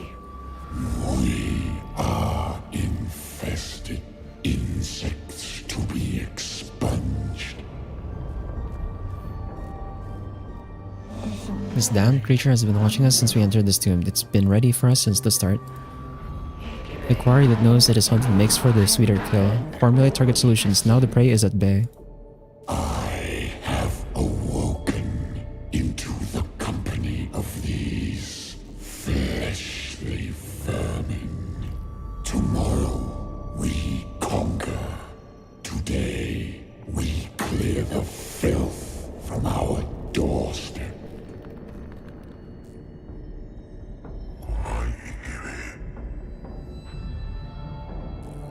Collections of Inquisitor Brand. Chapter 87. Of all creations most foul, I beheld the Lord of all and knew that I was dead. I've been here before, Magos, but we are better prepared now. What are your orders? They were dominated by the immense form of Lord Agrelix, surrounded by images of the Necron war fleets conquering the stars. Pray for deliverance that close.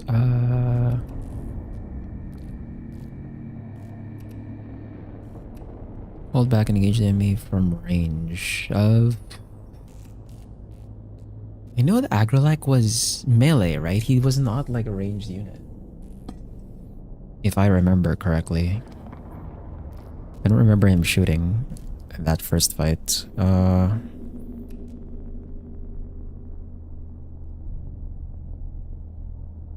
I hope this is initiative for us. Thank God this is initiative for us. Let's go. Okay, we can maybe potentially just speedrun the damage on his face. Alright, but his arena is like messed up. It's this weird...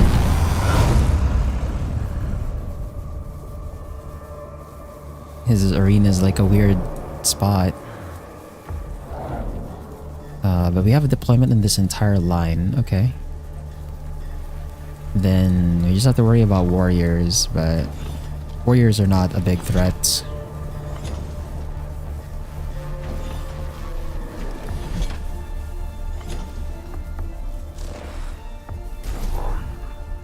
Jeremiah. Actually, no, hold on.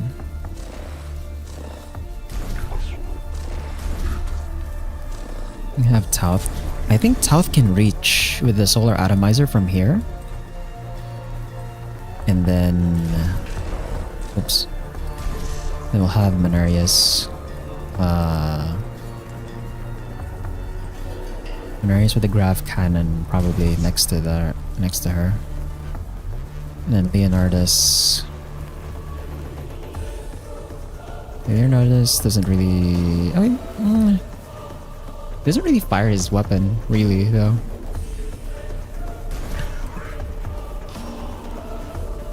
I have Leonardus here. And then Oriakos on the other side instead. And let's have Jeremiah to support these two.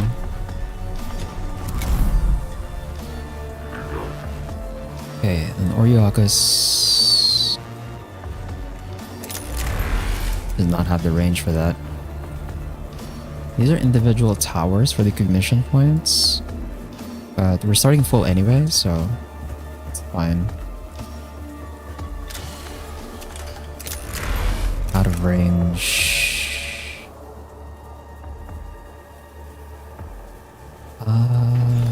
Actually, I'm gonna spend here.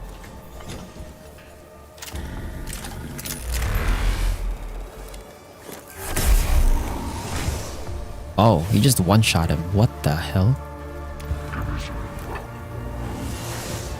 I didn't realize we just one-shot them. Okay.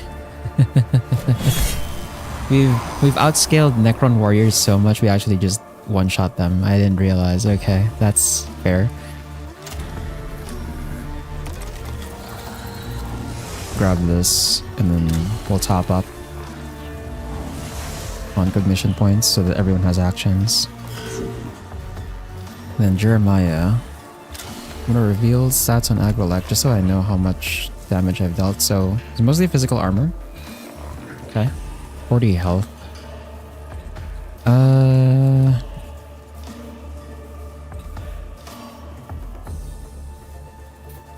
grab the... Oh, we're full on cognition, actually. I should have delayed turn, I guess. That was a mistake, but... Oh, wow. And for Tauth... Now we reveal the... Alright, I revealed stats already. Crap. I guess you just fire the solar atomizer. How close or how far can I fire this?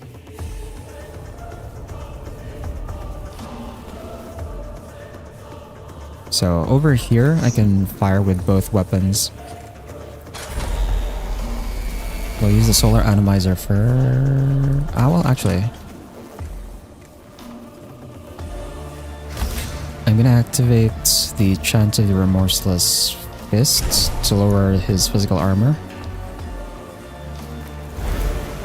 That should shred all of his armor, actually. So, solar atomizer, here we go.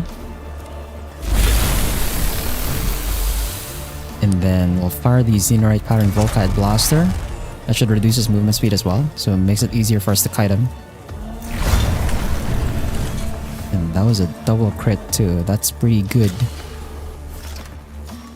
We chunked him for quite a bit of damage there. And then... I'm gonna go here. And then I guess I can just deal damage to the Necron Warrior here. The other stats. Down to 2.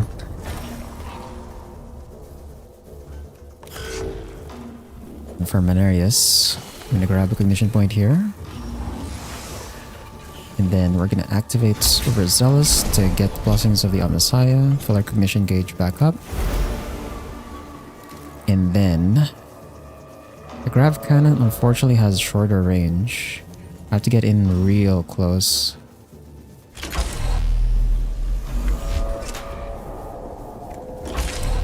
So that's 1, 2, 3, 4, 5, 6, 7, 8 squares.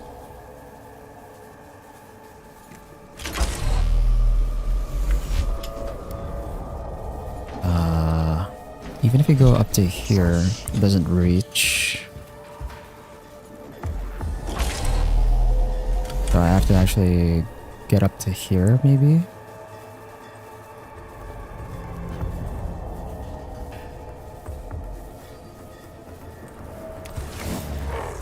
Spend the cognition point to gain a cognition point.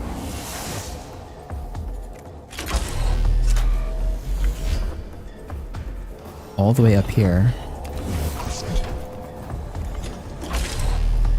And I'm gonna activate Cognition Freedom, so it's cheaper to fire. And let's... Oops, wrong. This one.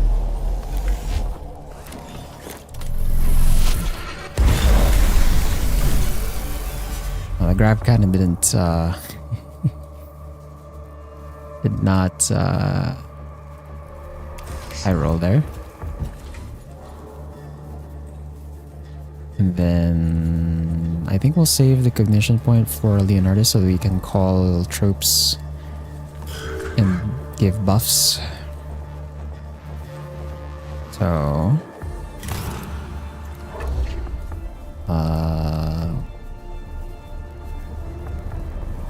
you can call in a Castellan robot on top of him, actually.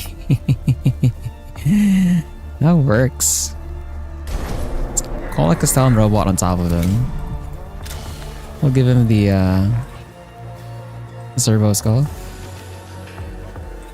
And then we'll also give him... I guess... We're not in range for the cognitive canister, unfortunately. The best thing I can give is just the command. Probably give him armor. Definitely don't have enough damage to finish him off. So I'll just do that. And then I'm going to grab ignition point here. Let's go back forward here. And for the Castellan robots, We're gonna activate this because I know for a fact that this guy's gonna smack me. So let's get armor up. And let's burn good old Agrilek here.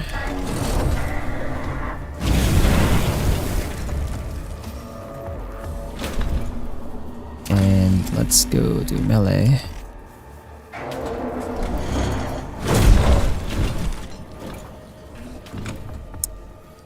Right, I forgot. Activating the armor puts us at minimum damage, so maybe if I did not...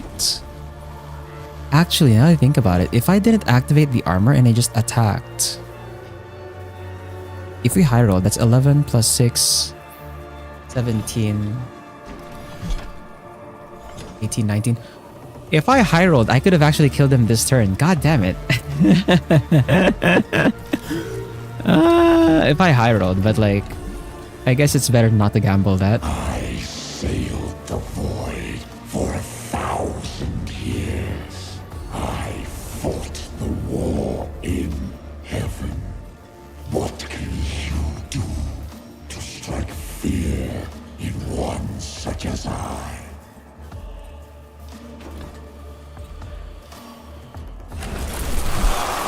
Nightmare Shroud.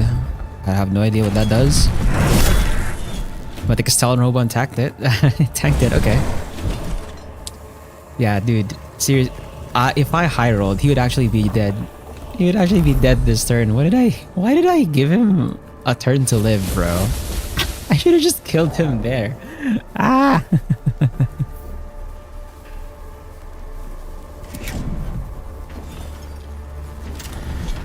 That's so silly of me.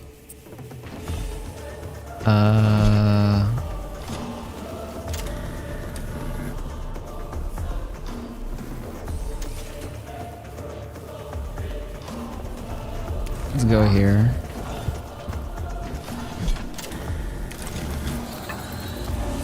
Activate the scanner on that. And we can just shoot him from here, actually. We just kill him.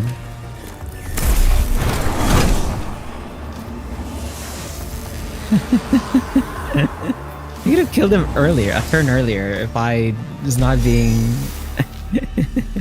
too defensive.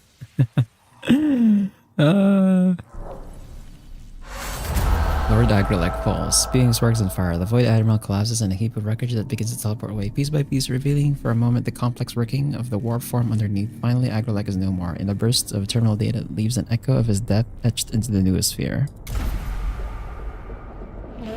Target inversion achieved. Hunt complete. The Void Admiral has fallen. The Necrons of Zelda Tenebris have lost their fleet commander. Prey tackled from parting to unmaking, beaten to open and chased down for the kill. 84% hunt efficiency, logged for future analysis.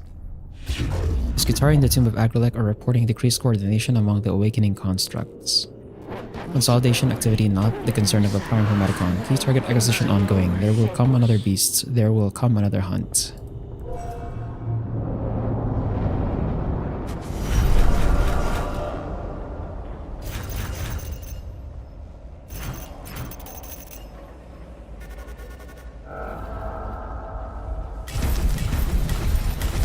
So yeah, Cogniz Flamer, Noise Reductor, and then Skitaria Ranger Alpha level 2. We're at 92% awakening.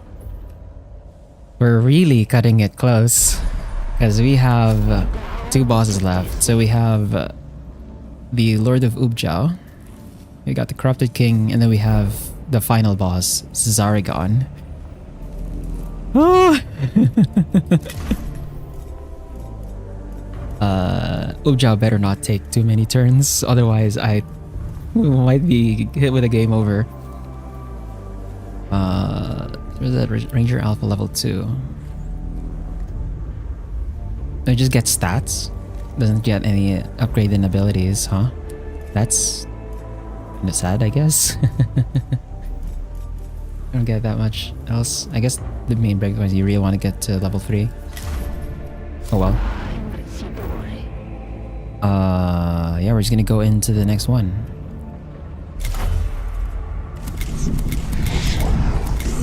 And same deal. We'll bring the Rust Stalker, the Battle Servitor, and the Castellan Robot. Up against Death Marks, Flayed Ones, and Lord Ubjao. Final is an option. I don't want to deal with two bosses at the same time. That scares me.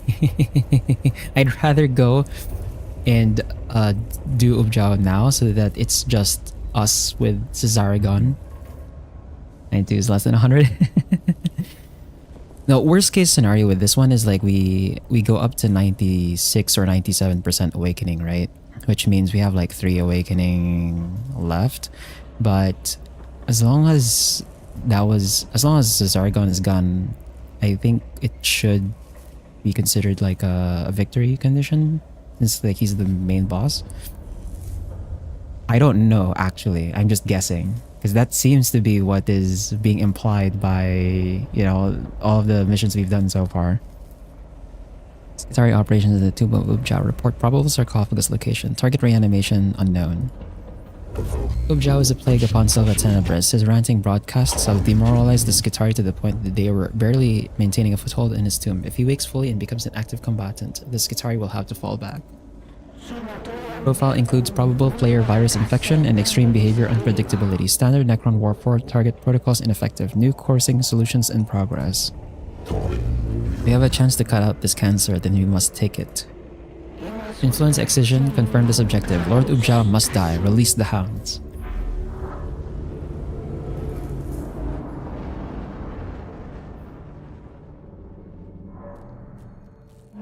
We know where he is, but we don't know what we'll find when we get there. Ubjao's mad, and the flare virus could have turned him into a monster. Mission priorities are speed, target identification, and mental resilience. Ubjao likely morale as well as physical threat. Oh, moral and as well as physical threat. What makes him difficult to fight is also the reason he has to die. I do not relish the fallout from this mission, Agai, but the consequences of letting Ubjao live are worse. Possible biological and mechanical fusion requires attack solution recalculation. Recommend fire. Suits me. Fire works on everything. Corrupted King. Oh my god, it's so far. Better not roll like high awakening events. Cause of death. Crushing Rangalise, sterilized. Unlike other Titan, this shows no sign of the Gauss Blast of Necronoris or the Blades of Flayed Ones. Instead, it looks to have fallen victim to massive blunt trauma.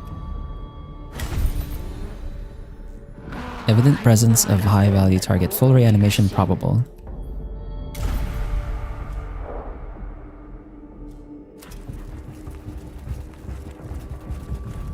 It's 2. Just put it to 1. And then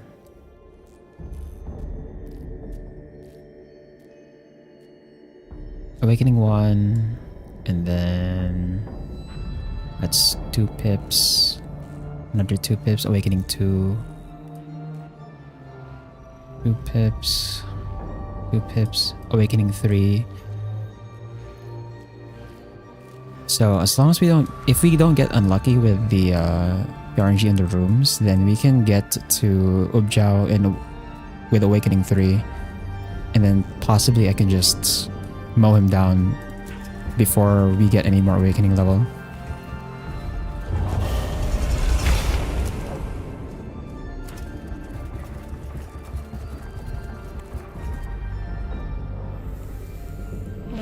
Possibly Ubjao, high value target visual reference potential. A relief of a glowing Necron Lord looms from the wall of his chamber, visible through the smears of filth and gore that cover so much of the tomb of Ubjao. Record, ransack, remove. Visual reference logged. Prior to flare virus infection, Ubjao's role potential enforcer of Necron laws.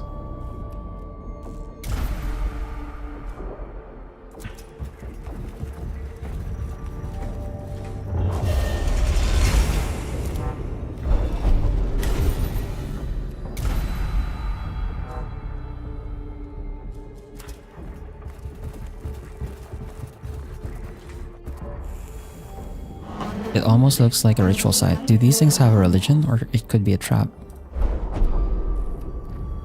Several human skulls, still bloody and evidently recently removed from their former owners, sit in a circle on the floor. They appear to have deliberately placed Place a monarch on the device in the air. The scouts to see if the flayed ones return to it. It must be a trap. Avoid the circle. Avoid the circle.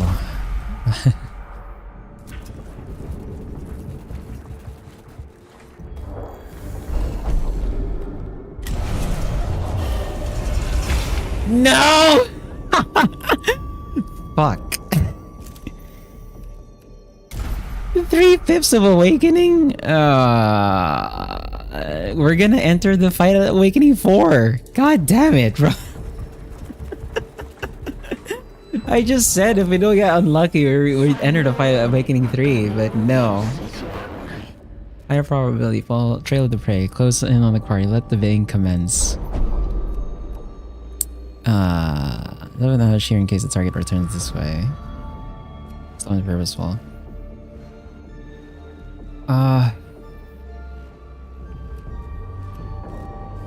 Step it. This might be like initiative for their side though, if I do this. Yeah, I knew it. It was initiative on their side. I should have just taken the Blackstone. Fuck. Bro. We're entering the fight in Awakening 4. Literal Hearts of Corruption. Lives of Gyarados. Is this seriously Lives of Gyarados? What the Lives of Gyarados 7360. If it has not a head to sever, cut out the heart. What kind of name is high value target confirmed. Combat capabilities confirmed. Biomechanical structure apparent. Hypothesis reference Flayer virus. Hybrid machine curse bio-viral infection. Imperative. Acquire samples. The coursing is complete. The quarry is at bay. Strike for the kill. Resounded with his side, a mass of flesh and body parts pulses in the center of the chamber. Like a cocoon assembled from the corpses of the tomb's dead, the mass is composed of both fresher Skitari dead and older mummified bodies, probably from the vanished.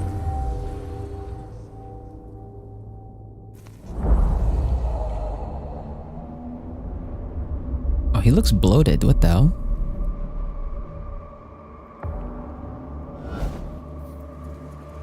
And there's the flayed ones climbing up.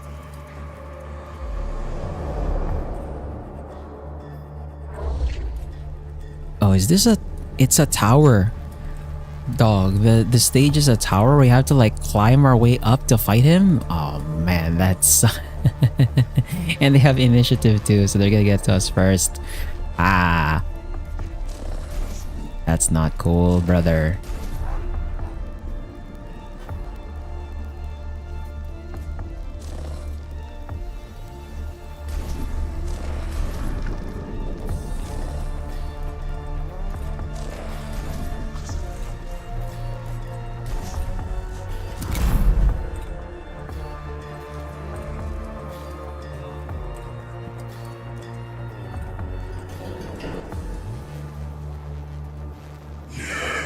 Without counting, I have slumbered, and the nightmares did not end.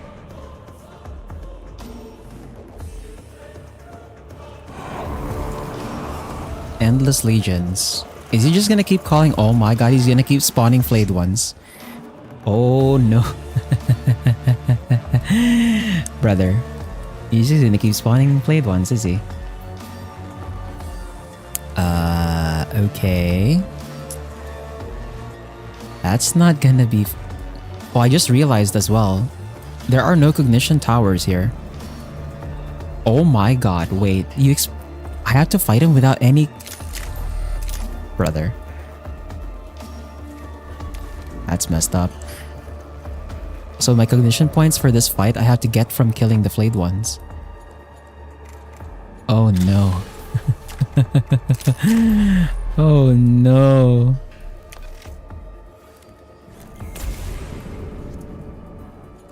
That's not good. Oh my god. I have to be... Yeah, I'm gonna conserve that, I guess. Oriakos. There are only 2 charges to restore full points. So the only ways I can restore my cognition points here would be to basically get the cognition points from killing the flayed ones that spawn. And then also I have this ability here for to just fill my gauge, but it has a cooldown of 5 turns. And then I have my canticles. I have one of this that's like, this is just the one use, and then I have another use from Manarius using his ability. But that one has like a cooldown of 3 turns, if I recall.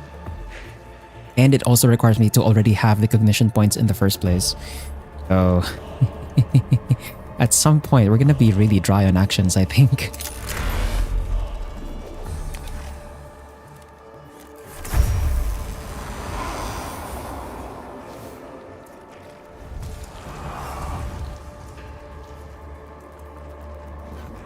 Did it just say +4 max HP? Every flayed one I kill increases his HP? What the dog? No. What is this?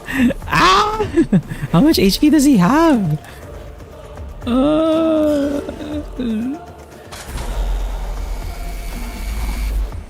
The 530, the one use one. We're ignoring kills. Yeah. Okay, I'm gonna use the servo skull. I need to figure out like how much health this guy has. Okay, he has no armor. He has no armor, and it said he has like 33 health. And that was +4 max HP. So he starts at 30 with no armor. Okay, that's not so bad, I guess.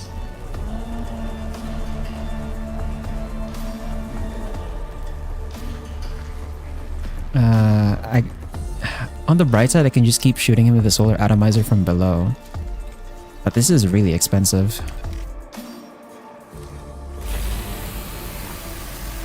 But that's like my most reliable damage against him, I guess. You just keep using that.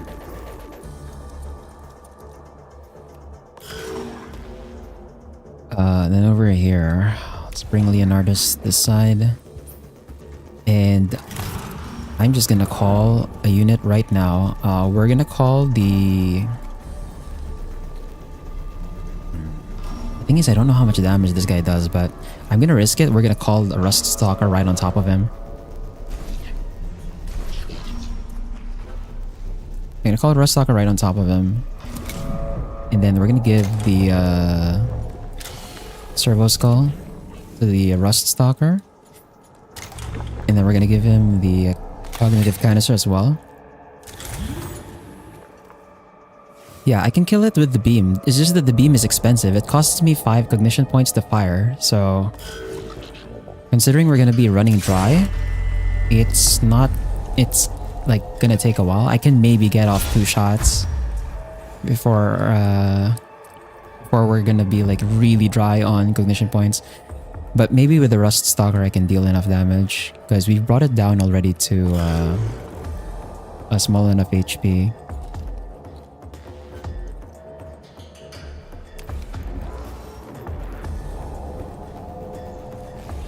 And then here, I'll just activate this so that my thing is cheaper.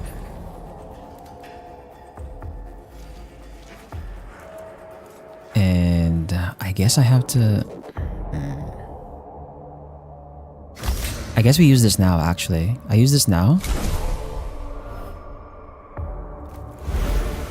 So that when we get to Tout's turn, I have, like, ammo to work with.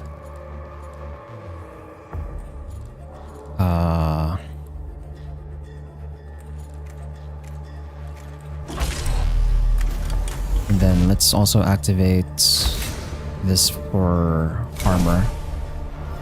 Because I have a feeling we're gonna get surrounded by flayed ones.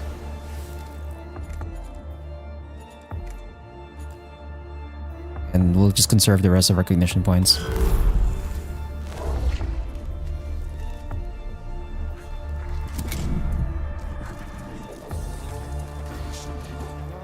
Okay, and then Jeremiah over here.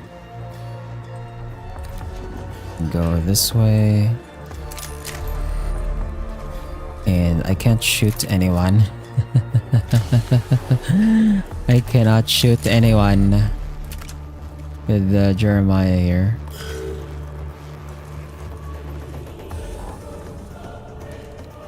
Then for Oryakos, we go up to here.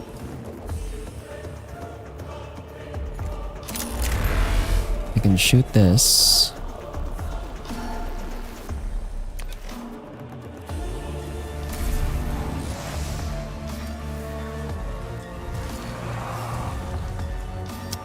Maybe I shouldn't have done that. I don't know. maybe I should not have done that. It just increases it max HP again. Damn it.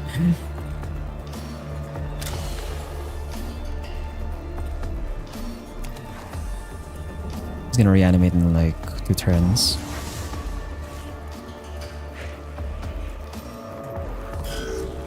And then Tao Tao can get up to here. Or actually we can shoot the atomizer first. We don't hit anyone, right? Yeah, we don't hit anyone with the atomizer from this angle. We don't have any friendly fire.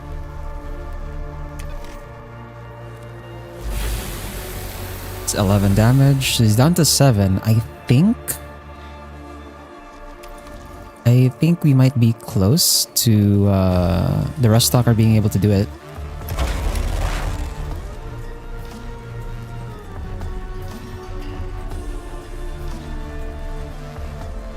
I can hold the cognition points so that we can give the Rust Stalker another canister, I think. I know it's still on cooldown actually. But we can give the +2 damage. That works. Yeah, so I'll just hold it for the +2 damage then.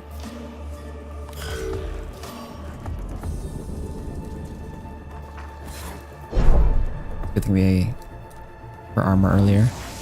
Also gives us cognition points. Yeah, there's another way we can get cognition points is if Oryakos gets attacked. Just him specifically.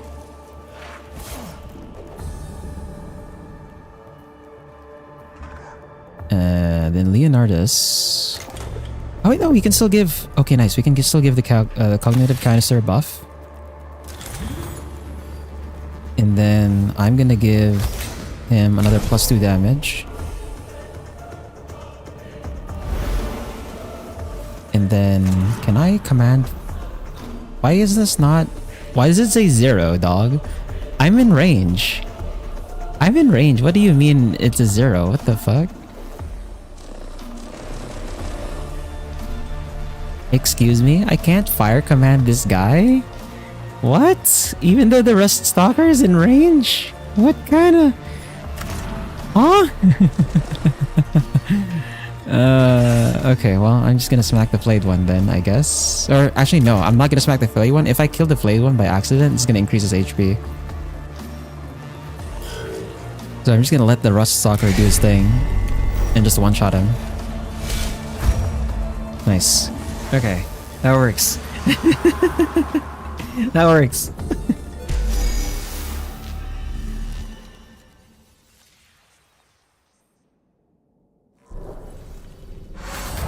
The hulking horror that is Lord Ubja collapses to the ground in a mass of torn flesh and ruptured metal. The fusion of biological and mechanical parts prevents the remains from teleporting away in their entirety, leaving many gory chunks of Ubja's structure oozing on the floor. The cohort can recover these after they have given the Omniscient thanks for helping them prevail against such a monstrosity. Kill confirmed. Unmaking concluded. At great cost. None who witnessed Lord Ubja will be the same. Even my neurovaults struggle to contain the disgust and dread at such a sight. Bodies heal, minds heal. Lord Ubja remains dead. Time is on our side. The tomb of Ubja is still a moral threat, but with Ubja gone, it will not continue to get worse. We may yet hold its captrix. We may yet be victorious in Silva Tenebris. The concept of victory is dependent on high-value target eliminations. There will be more calls to the chase. The hunt is not yet finished. It will be. We have like one boss left. Good man, like, we're at 96% awakening.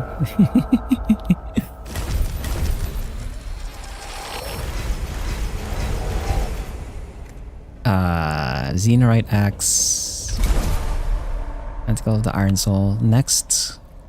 The next attack will deal plus 12 damage. Jesus Christ, okay.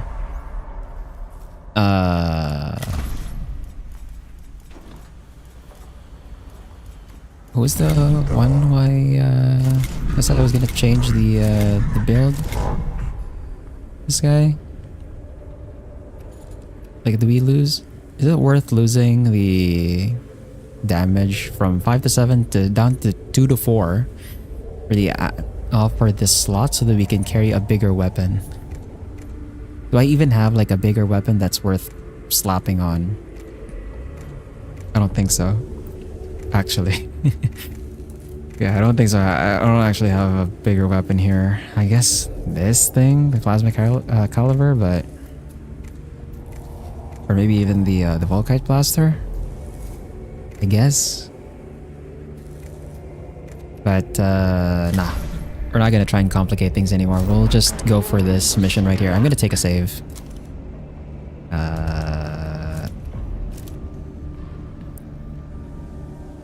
Because this is potentially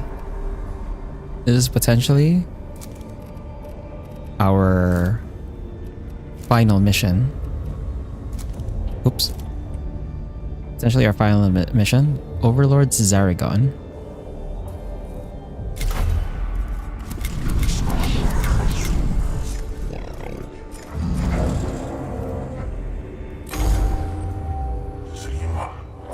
Leviticus 9:22. Knowledge will ever be a blessing and a curse. We have uncovered the tomb of this world's overlord, and it will soon be awake. It seems there is but one course of action open to us.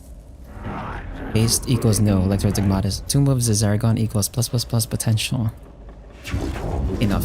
Edex is right. I return equal parts determination and horror at the knowledge Overlord Zaragon lies within. If there is anything I have learned at the altar of the Omnissiah, it is that this Xenos must die. Statement acceptance, if that is your will, Magus. My will does not matter, it is the will of the Omnissiah. Okay, potential final mission, here we go. Zaragon is the catalyst, Magus. As he stirred in his sleep, so the Necrons began to wake. Now he has risen, every Necron on this damn planet is climbing out of its sarcophagus. That is why it has to be done now. High value target profile fragmentary. Overlord Zaragon. Capabilities unknown. Reanimation probable. Xenos weaponry probable. Extreme combat capability probable. I expect Zaragon to be more than the equal of anything we have faced on this world, but it would be the gravest dereliction of my duty if we left this world with the Overlord alive. One solution calculated. Speed, fury, faith. Code Venator Omega. It is all my Skitarii can do to keep a foothold in the tomb. We can get to your cohort inside, but that's it. If the will of Mars is with us, that is all we will need.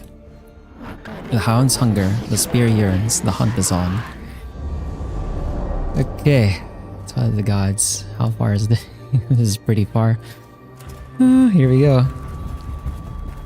If they're calling him an overlord, then knowing the tabletop. Every moment I learn more about you, the more I understand how to hate it. This rage, this disgust that you feel at everything different from yourselves. That is what I feel for you.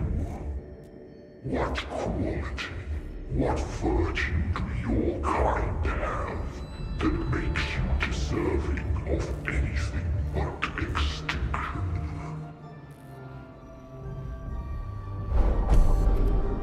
Words of Lord Zaragon transmit to every soul in and around this tomb. Intrusive thoughts that seem to originate from the thinker's own brain. Steadfastness, ambition, piety. Only our unshakable piety and faith. Faith in what? Your emperor, a corpse upon a throne. A concept of stagnation and obsolescence given form as your machine god. Your faith is what will destroy you.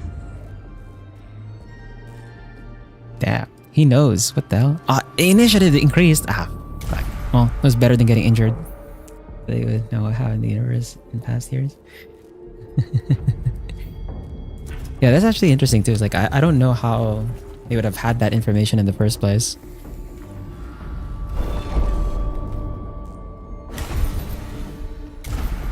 But but I guess like even though the Necrons themselves were asleep, like they had systems monitoring everything else. Maybe, I don't know.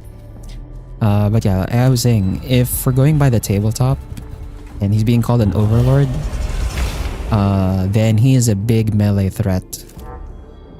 He's a big melee threat, and he probably has like ways to reanimate additional troops. We'll see if that's actually put into the game. The image of Overlord Cesargon looms huge in the noosphere, as if his physical form has a corresponding information halo that infects the very information in the air. The dread and disorientation this causes threatens the degraded cohort's battlefield effectiveness.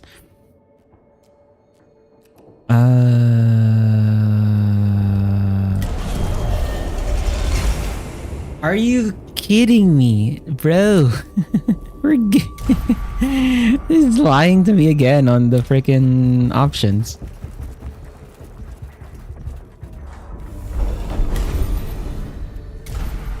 Still have no cognition points at all.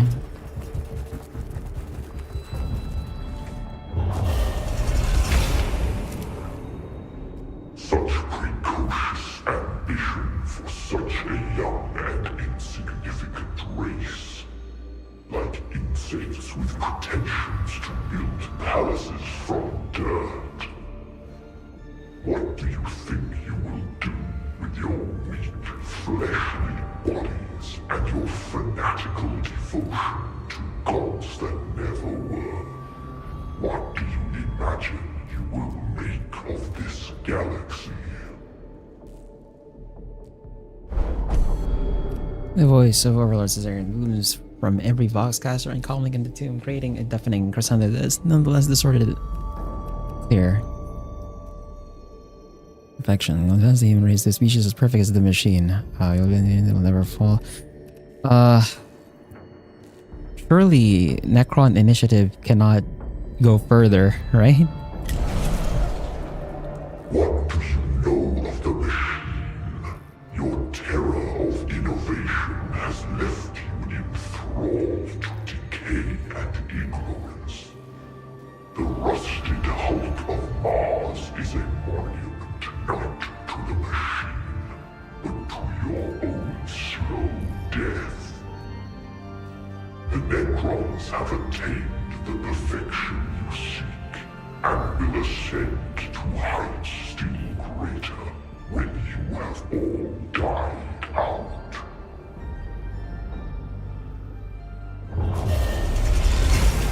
Bro, more awakening? No. We're going in at Awakening 5, bro? Okay, well. Hypothesis, Council Chamber, Audience Hall. The magnificence of the tomb of Cesargon reaches the crescendo in this area where the walls are encrusted with statues of Necron lords, each with eyes glowing with some inner power. Concentric rings of hieroglyphics cover the floor. God damn it. Understand clearly, if all of the moves and his warp will become smooth, Necron seems like an ultimate unlife form then.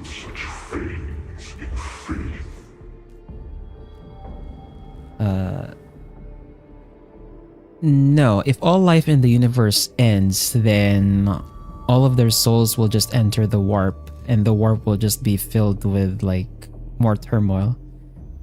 Part of the reason why the warp is the way it is now is because of what happened in the War in Heaven when the Necrons were dealing with the or when the Necrons were being enslaved by the Catan against the old ones.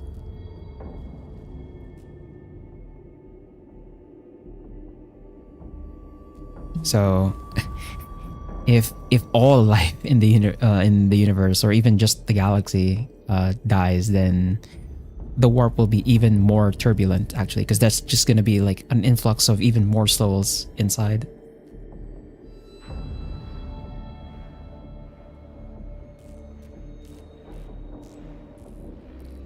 The emotion stuff is the reason. Yeah, emotions that mortals or that living entities feel also kind of contribute to that, but that's because like those emotions are part of your soul. Conceptually, the soul in 40k is an actual thing, and it's because of that soul's existence and its ties to the warp that, you know, your emotions actually feed into the warp as well. So while you're alive, your emotions feed into the warp, but if you die, your soul goes into the warp along with all of the emotions that you feel, right? So it's an even bigger drop going into the warp if you die compared to just you feeling things.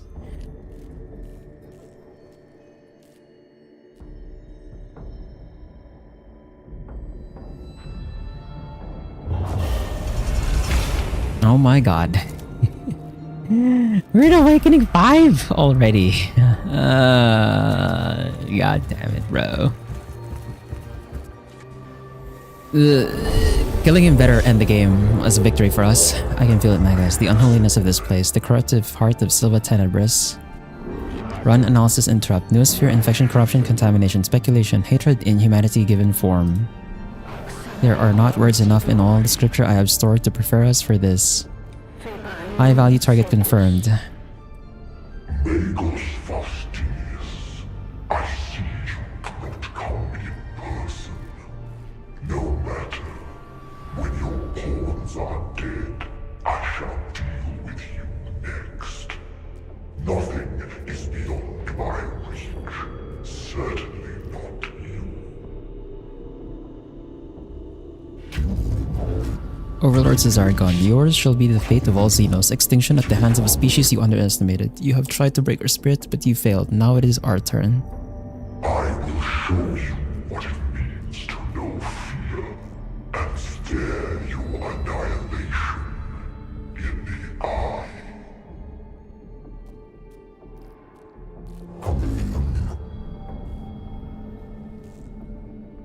I can show you what happens when you cross swords with humankind. My emotions are going there. I want nothing to do with that place. You have like no say in it, Spar. It is inevitable.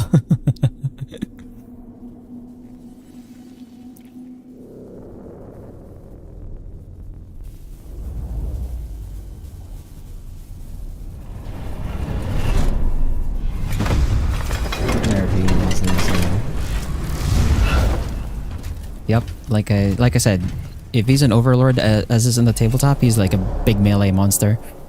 Oh, I see a freaking pillar and another pillar. Oh my god, we have to destroy those pillars. I don't want them gaining any extra armor. We're gonna have to deal with pillars, I think. Either that, or if we can somehow just... Why are there two of him? He has double actions? Oh no.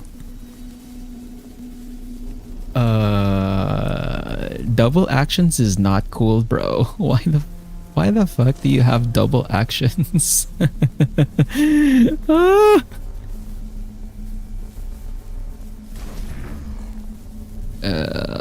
Leonardus over here. Ariakas over here. Alf over here. Then Jeremiah over here, I guess. Why does he have double actions, bro? Your fate was decided thousands of years ago, yet still you fight. What fury there is in your ignorance.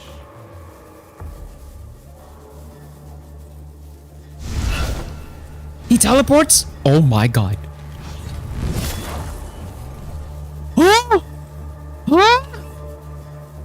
Is this how you hope to destroy us, Fastidius? With tricks and trinkets? He dealt so much damage. He dealt so much damage, bro.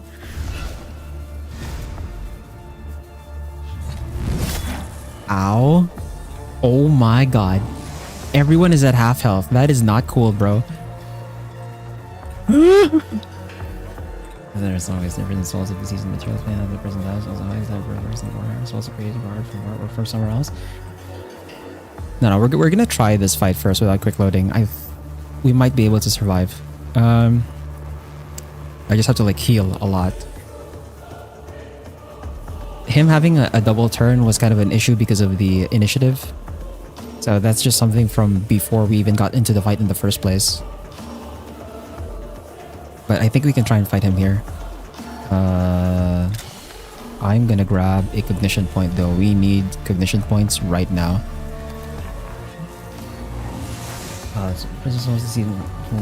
So I think you're talking about soul stones. That's something that the Craft World Eldar have specifically.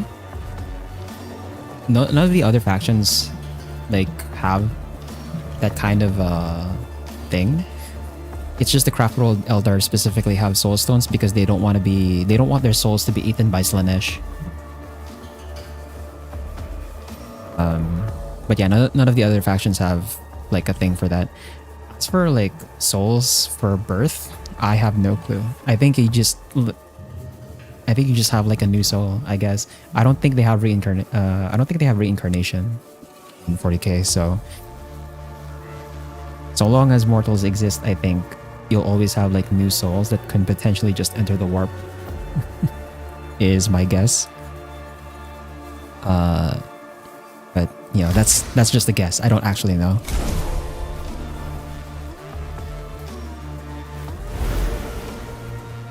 This guy has an opportunity. Oh wait, no. He doesn't have an opportunity attack. Ooh, that's interesting. Despite being a melee unit, he doesn't have opportunity attacks. Okay. Well, we definitely have to use armor here. Otherwise, we're not going to survive. And then...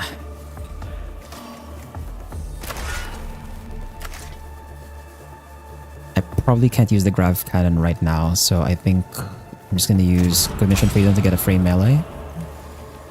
At least there was a ritual that allowed her to be born with power from multiple souls.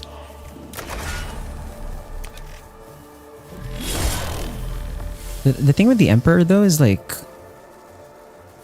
it's a lot of the information is like not clear. It's like purposely not clear in the lore how exactly he came to be. So that in and of itself is like a speculation on how he exists. So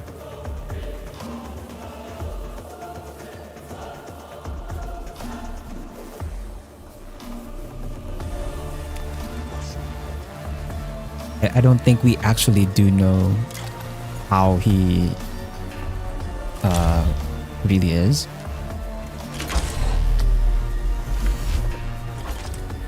I'm not gonna shoot the grav cannon because my other guy is gonna get hit by that. And then for Leonardus, I think we're gonna need the Castellan robot right now. I'll give him the servo skull for now. We'll give him this as well. And then, can I give the fire command? Oh, we can.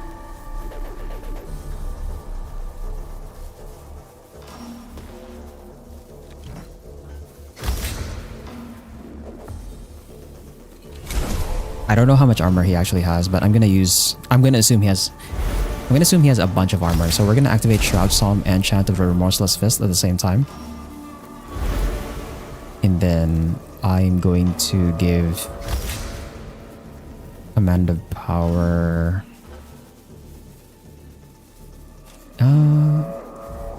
We can give Command of Defense actually. We'll give Command of Defense.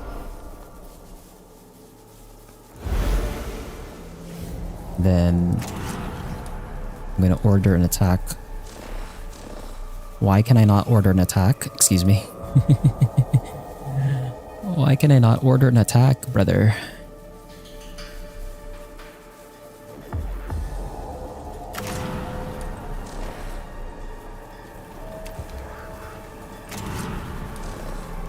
What? Why can I not order an attack? There we go.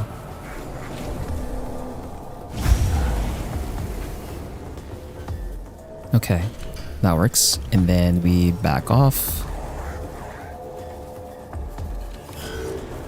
And then the Castellan robot, I am going to... Well, I guess we can get around the minimum damage for one round thing by shooting first and then activating, right?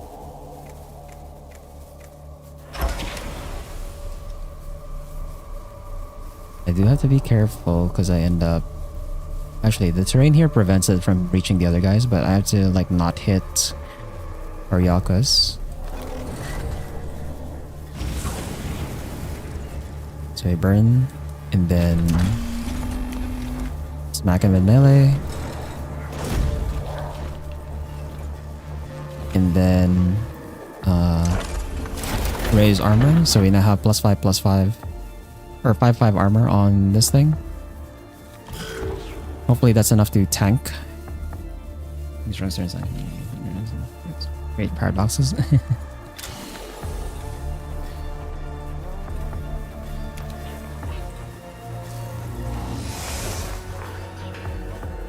Well, yeah, let them cook. Let them cook. And then I'm going to smack this guy in melee. Then thank God you don't have an opportunity attack, so I'm gonna move over here in the bubble.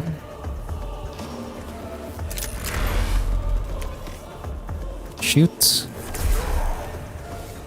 And then we're not in range with the scanner, so I'm just gonna activate overcharge cognition so that for Tauth can shoot. And then with Tauth, let's use our servo skull. Let's see the stats and the damage. Okay, he had 52 health. I'm assuming the two canticles I used shredded all of his armor, which means at most he had like 6 of each armor. Maybe, I don't know. That's my guess. But let's go ahead and shoot the solar atomizer at him.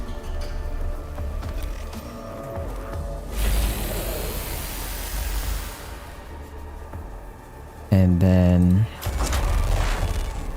my Castellan robot should have enough energy armor that it's like the Xenoid pattern Volkite Blaster is not going to do anything to it, right? So you can just shoot this as long as it doesn't crit.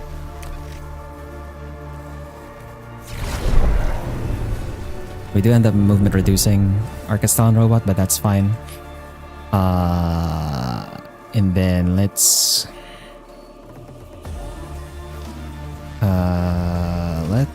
go here to the far side. And then Jeremiah, because we got hit by that big ass melee hit, I'm gonna restore all health on tech priests. Thank God I have this thing. Jesus Christ. Okay, and then let's go here. And I'm gonna grab another cognition point over here. And let's remove the negative status that I just inflicted on my guy.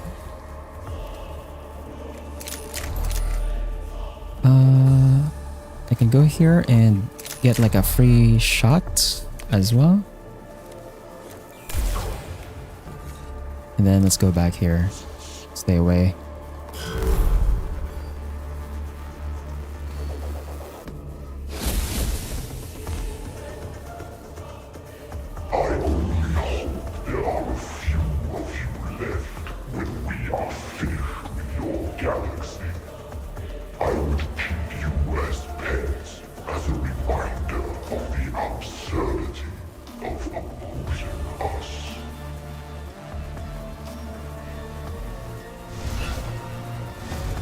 Oh no. Through the bubble. Oh my god. Through the bubble, that's how much damage he deals? Oh my god. Even through the bubble, that was a lot, bro. That was a lot. I think we have to...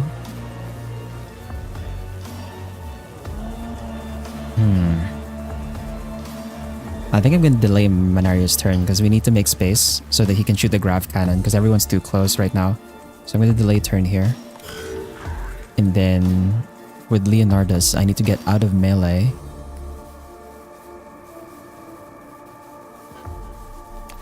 I need to get out of melee. And then let's give the cognitive canister back to him with the Castellan robot. And then since we're at 0 cognition points, when we get to Oryaka's turn, we get 1 free. The problem is the Castellan robot doesn't really... Yeah, the Castellan robot can't reach. Fuck. That's fine, I guess. And then I can't do a melee hit, but I can do another flamer hit for 8 to 13 damage. And reapply the burn. And then we end there. And then with Oriochus we get another free bit of HP.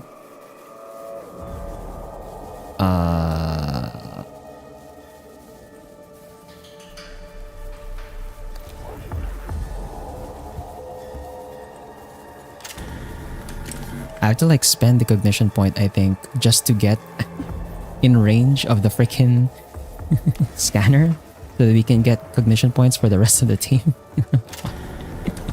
Ah! We're so dry on cognition points, bro.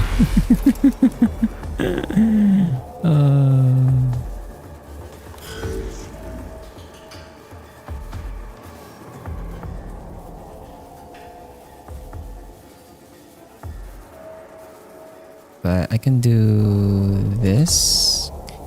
Surely he gets knocked back by the Infestus, right? Yeah, he does. He does get knocked back by the Infestus. And then I can move this way.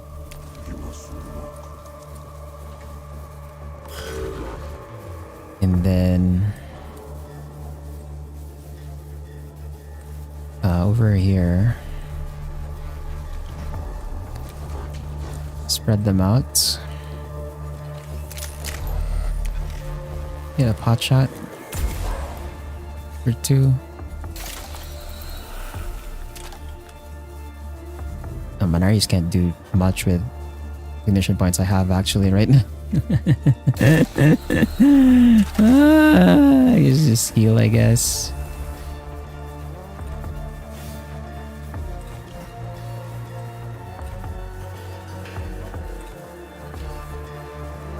I guess I can get further away. Yeah, we can get further away and then I just crack my canticle for another 9 cognition points. And that way when we get to Mechanicus' turn again, I can actually do damage. But that's all my canticles out.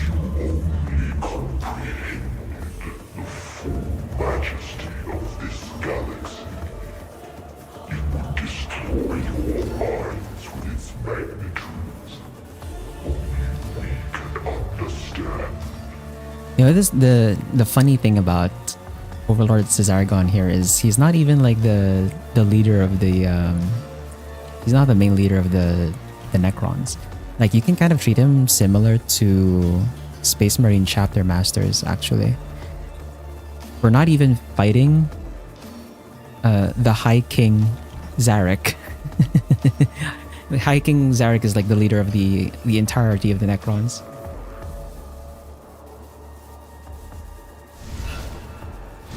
Oh my god, he teleported here? Ow. Ow. That's... Oh,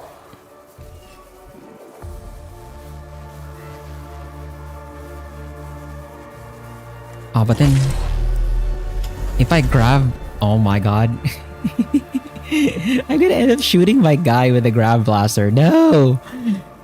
Crap. Okay, I'm just gonna get in melee range then.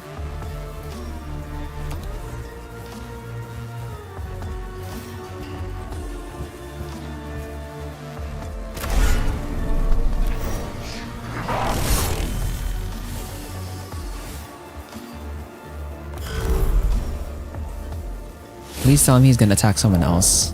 Please tell me he's gonna attack someone else. I beg of you.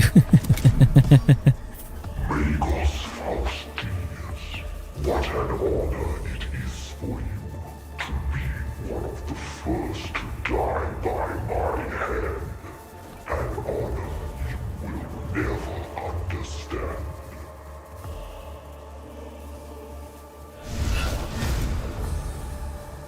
My guy might be dead. Yo, he dodged the cleave. That is so clutch. Oh my god, he dodged the cleave. Let's go. He dodged the cleave.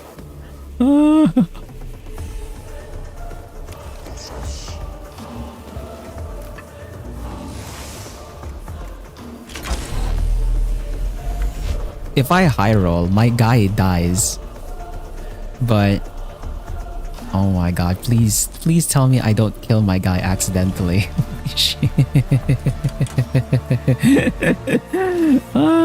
Should I maybe just not? Yeah, I think he's down to 8, right? We have enough damage, I think, that we can just not risk it like that. I'm just gonna grab like another cognition point here, I guess.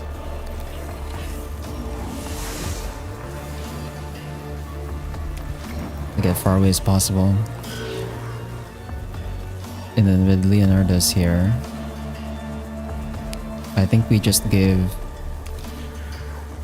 another cognition point or another cognitive canister to my Stalin robot, and then pass the well, I guess I can grab this one over here to get even more cognition points. They pass the turn, and then the Castellan robot. The Castellan robot can go over here.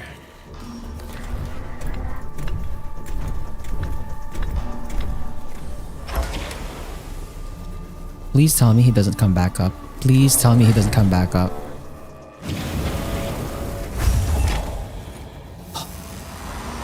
Thank God he doesn't come back up.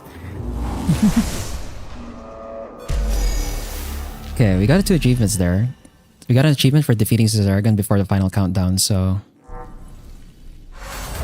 Overlord Caesaragon collapses, raw data spilling from his ruptured war farm. The information howl that goes up from the tombs of Silva Tenebris is an awful death wail of utter abandonment. Many reports from the planet are mentioning Necron squads are locking down into guard protocols that make little strategic sense. It appears they are not able to think on their own. Caesaragon and his lords must have been delegating orders all this time. Yeah, so that's another thing. With the Necrons, basically every Necron that isn't a noble is like completely soulless. They literally only just follow orders. But the only ones that actually have some form of mental capacity are like the nobles, which we just killed. It is done, brothers. The threat has been ascertained and neutralized. My neural vaults overflow with relief and exaltation. Mission complete. By the thrones of Mars, I never thought I would witness such a thing. The scriptures were true. There are horrors in this galaxy that only faith and steel can overcome, and that we should be grateful we shall never fully understand. Statement disagreement. There will be, plus others like Caesaragon. Possibility equals worse. Glean every datum. Equals never be unprepared again. Enough. Our work on this planet is done. The Adeptus Mechanicus can decide what is to be done. With Silva Tenebris now, I wish to return to Mars. I wish to rest. Rest and pray, Magos. Plus study data recovered. Secrets still to be uncovered. Imperative. Always learn, always seek, never rest. These are matters for the future. For now, let us return. Prep the Cestus Metallicon for warp transit. Consecrate the dead, comfort the wounded, and leave this accursed world. Complete the game with the heretic content activated. Okay. Overlord of Silva Tenebris has fallen. The threat to the Imperium dies with it, if indeed it was ever truly alive. My cogitators whir with exultation. My emotional containment overflows, and I register true savage joy for the first time on this mission. With the loss of their guiding intelligence, the Necrons revert to basic defense protocols, making them easy prey. Videx curses that Silva Tenebris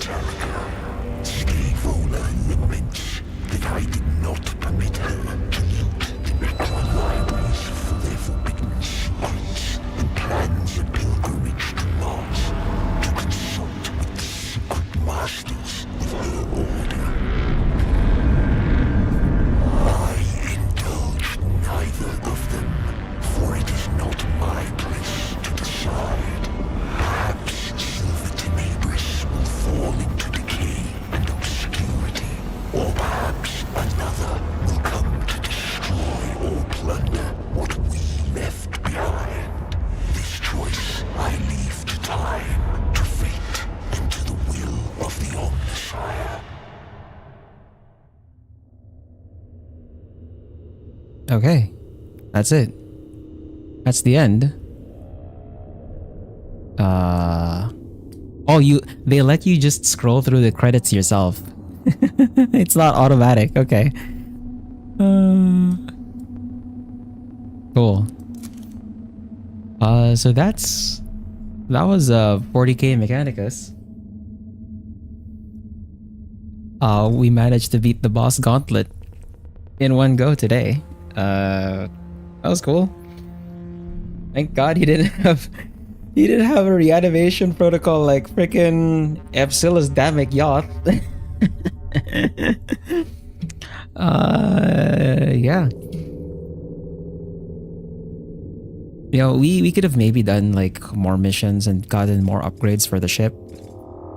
And maybe we could have done that final mission with like a more complete squad with all the upgrades, but I didn't know that we could lower the total accumulated awakening we have by destroying consoles in all of the previous missions we did, so we were cutting it very close. I think if we failed that mission against Zaragon, we would hit 100% awakening and we would just game over. But but we did it. No H scene. I don't know what kind of H scene you would want from metallic skeletons and transhuman extremists, but sure. So that's that.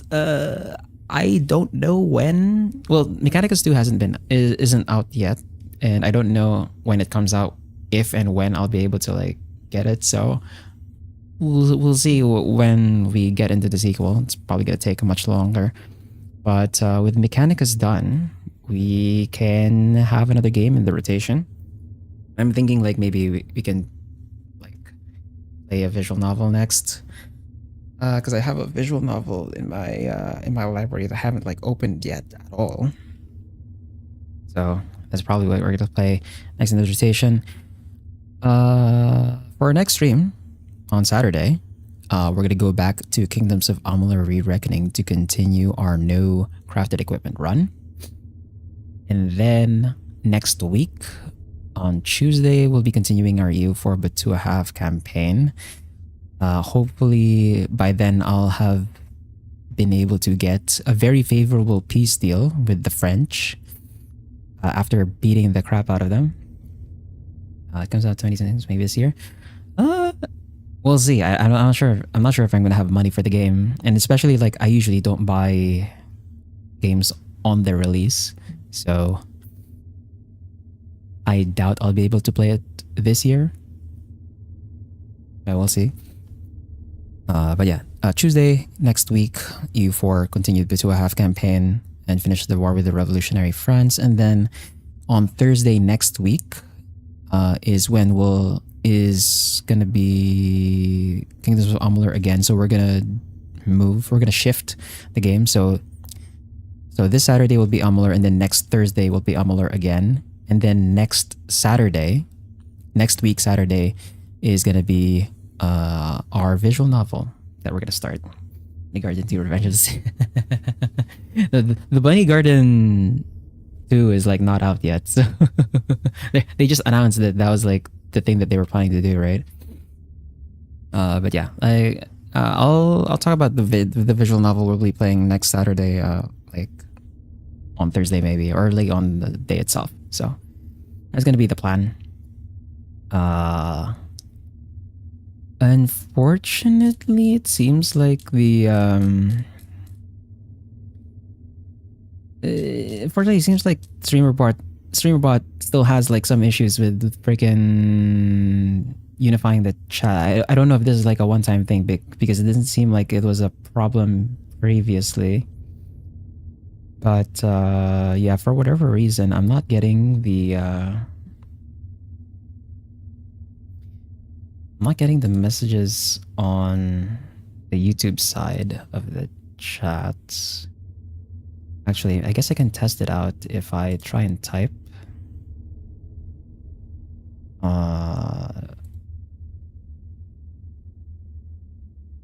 But if I send this, will it send to the unified chat actually? It's not. It's not even sending on the individual.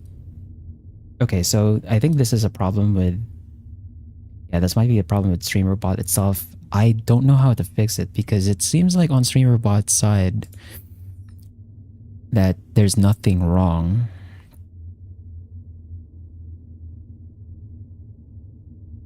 Yeah, it seems like on the StreamerBot side there's nothing wrong, but for whatever reason, it's not like properly showing up in the unified chat.